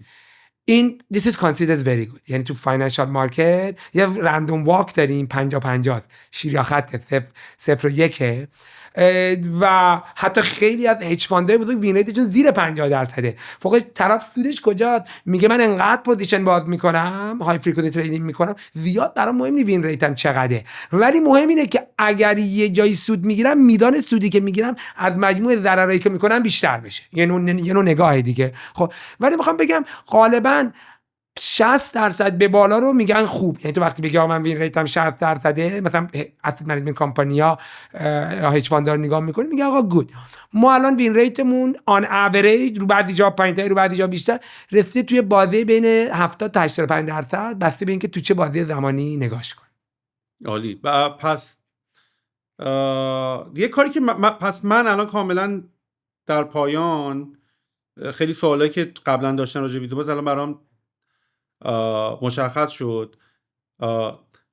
خیلی بهتر، ساده تر از اون چیزی که فکر میکردم. یعنی حالا اکسچنج و اتوماسیون که حالا بعداً میارین، ولی پس من الان میتونم برم صرفاً ساین اپ بکنم و به یه داشبورد و یه کاری که باید خیلی وقت می‌داشتم میرفتم 1000 تا جا سرچ می‌کردم، همه رو اکورات کردن، آوردین یه لایه اینتلیجنس آوردین روش. مختلف دوست داری با سوشال شروع کنی، دوست داری با، ولی همچنان باید با اکسچنج خودم کار کنم. نه و بعد والت تو کانکت می‌کنی. الان مثلا ما رو تان هستیم، رو تلگرام نتورک هستیم، مثلا تان کیپر کانکت می‌کنی والت تو، یا مثلا رو سولانا سولفر والت رو کانکت، از والت خودم مستقیم میتونم اکزیکیوت کنم. دیگه اکزیکیوت میتونی بکنی. شما اسست تو والت خودته، وصل به سیستم ما کوتینگ کد بهت میگه اینو بخر یا اینو بفروش، الان بخر یا الان بفروش. میگی اوکی من حرفتو قبول کردم، رفتم ریسرچمو تو داخل اپت انجام دادم، دیدم دیتایی که داره بهم میگی مکسنس میکنه، به این نتیجه رسیدم که میخوام این اسست رو بخرم. اوکی میای میخری، میگم آقا این کانکشن با والت البته سکیور برام. تو الان مثلا من بچم توی منو میبینی مثلا چقدر پول دارم و اینا رو چی من نوعی ندیگه من ببین تو والت اگر دیفای باشه که الان سلف کاستودی همه میتونن برن ببینن ولی مهم اینه که من نمیتونم بفهمم این والت توئه، اسمت که هک نشده، یه هشه، میدونی یه ادرس هشه، برای من نمیدونم این واقعا کیه پشت این ویلا. مثلا بعضیشون بیلیون دلار تو والتش طرف پول داره. ولی این سوالا رو من همیشه داشتم. خب برای مثلا کلی آدم برای من میگم آقا پول بفرست، هم برای دارن، میدونم مال منه، آره میتونه بره ببینه. اگر رو دیسنترالایز والت باشه، از این سلف کاستودی والتا باشه، ولی مثلا تو رو والت بایننس تو کسی نمیتونه بره چک کنه ببینه تو چقدر پول داری. اون سنترالایزه. یعنی من میتونم پول بفرستم اون تو دیگه، ولی من چون چقدر آره اون مال توئه. اصلا تعریف سنترالایز و دیسنترالایز همینه دیگه. ولی مال من معلومه. یعنی بری بزنی من الان روی مثلا روی لجر لایو دارم، مثلا تو تراست والت اگه داشته باشی، متامسک داشته باشی، دیسنترالایزه، رو اون میتونه هر کی بده ببینه. اگه یه بار آدرس تو رو داشته باشیم که این آدرس سوئیل، خب میتونه بری نگاه کنی ببینه سوئیل چقدر پول گرفته، چقدر پول داده، چقدر پول داره. آره من این مشکل دارم. ولی رو والت بایننس نمیتونه، چون که سنترالایز، اصلا تعریف سنترالایز دیسنترالایز یکی از جنبه‌هاش همینه دیگه. ولی باز میشه ترک کرد چقدر پول رفته توش، ولی نمیشه ترک کرد چقدر رفته بیرون. روی شبکه بلاکو بخونی میتونی میشه یه استیمیت میزنی. اگه کسی بیکار باشه بشینه و ما یک تیکش این کارو کردیم، یعنی ما برای اینکه بیایم آره ما ویلا رو نگاه بکنیم، ببین چیزی به نام اوردر بوک رو دیسنترالایز اکسچنج ها نیست. بایننس اوردر بوک داره، بهت میگه ببین هر انتری الان یه پوزیشن اوپن، اینجا یه بای اوردر، یه سل اوردره، اینا رو با هم شروع می‌کنن مچ کردن مارکت میکر. تو فضای دیسنترالایز نداری اینو، آدما میان پول پرای مختلف رو درست میکنن. ما مجبور شدیم برای ویلا همین کاری که میگی جدا جاسوسی کنیم، بریم تاریخچه این ویله مثلا از یک ماه گذشته رو بیلد بکنیم، خودمون ریکانستراکت بکنیم، بگیم نگاه کن این ویله یک ماه گذشته اینجا بوده، تو این یه ماه اینطوری رفتار کرده، اینو خریده، اینو فروخته، الان رسیده به اینجا. ترایال ندارین؟ حتما چرا ما یه هفته ترایال داریم رو سیستممون، بعد از یه هفته دیگه میای پشت ساین اپمون. الان یه پلنی که داریم، یه نوید خوبی هم برای واقعا همه یوزرامون داریم، اینه که یه قسمت زیادی از اینتلیجنسمون رو می‌خوایم فری کنیم. یعنی می‌خوایم بعد آنلاک بعد بتونیم یه سری فیچرهای خاص که ادوانس فیچره یا یه سری پرسونالیزیشن فیچرها رو اونا رو بعد آنلاک کنی، که برای اینکه آنلاک کنی یا باید سابسکریپشن بخری یا باید بیای توی بازی وی آی پی کلاب ما، عضو وی آی پی کلاب ما بشی. تریدرمون هم که سر جای خودشه، دوست داشتی تو بازی اینتلیجنت ما باش، دوست هم نداشتی نباش، ولی همچنان میتونی بیای رو تریدر ما از فیچرهای ریسک منیجمنتمون و پورتفولیو منیجمنتمون که با ای آی بیلد کردیم استفاده کنی، عملاً تریدتو کم ریسک تر بکنی، تریدتو هوشمندتر بکنی. و موقعی هم که انشالله این دکترم، موقعی هم که انشالله اون ورژن فولی اتوماتد ای آی ایجنتمون رو دادیم، ایدمون اینه که بریم وارد بازی پروفیت شیرینگ بشیم. یعنی ما به عنوان یه پلتفرم پرووایدر، تو ایجنت تو بیلد میکنی، من و تو با هم دیگه میریم بازی میکنیم. اگه سود کردین من یه دفعه دستور تو رو برمیدارم، اگر هم سود نکردیم که هیچ کی سود نکردی دیگه. یعنی no gain no pain. آره متوجهم. آره چه باحال. خیلی پلتفرم باحالیه. ببین این از این میدونی که این پلتفرم‌های این تی پی و این ایده از ناس که اگه بشه چی میشه، چون ایده ها خیلی باحاله، ایده ها خیلی اوکیه، ایده ها خیلی مشتیه، برسه به جایی پدرمونم در آره ولی خب ولی به نظر من مثلا من الان من کامل متوجهم چی کار داری میکنی، به خاطر اینکه الان نصف ایده‌ای که من دارم خودم کار میکنم ورک فلو اپتیمایزیشن، یعنی 18 یه پرپلکسیتی اینجا داری میزنی، یه اونجا یه کاری داری میکنی، بعد میری توی یه طول دیگه کار دیگه میکنی، بعد نشستی توییت میکنی، همه اینا رو اگه قرار باشه اینا رو توی حرکت بکنی چجوری میتونی بکنی؟ دمت گرم. و حالا یه نکته هم اشاره بکنم، ترید بازی اولیه که باش شروع کردیم، گفتم ترید رو زیر مجموعه اینوستمنت نگاه کن. اصل داستان اون سرمایه گذاریه، اصل داستان مدیریت ثروته، خلق ثروت و مدیریت ثروت. ترید یکی از ابزارهای اصلیشه. پیچ انگلیسیتون چیه تو صفحه لندینگ پیجتون؟ پیچ انگلیسی لندینگ پیجتون چیه؟ اتفاقا باید عوض بکنیم. الان AI اینساید و تریدینگ اینتلیجنت، AI اینساید و اینتلیجنت تریدینگ، ولی اینا اتفاقا داریم یه رونمایی جدید از ویزمایز میکنیم توی چند هفته آینده. Seamlessly discover, validate and trade. این اون چیز هست، این اون جنی هست که در حقیقت ما داریم. ولی اتفاقی که سوال میفته اینه که من آرزویی که دارم، دریمی که دارم اینه که در نهایت تو میری رستوران یه منو بهت میدن، منو صبحونه داره، نهار داره، شام داره، انواع و اقسام چیزهای مختلف داره. خب و بعد من متناسب با سلیقه‌ام و اشتهام اون موقع و امبیانتش و اینکه با کیم و با کی نیستم میگم خب بذار از این منوی دعوت تخم مرغ کردم زوره ها، بذار یه صبحونه سفارش بدم، ولی بعدش برام نمیاد مثلا یه چایی هم بخورم.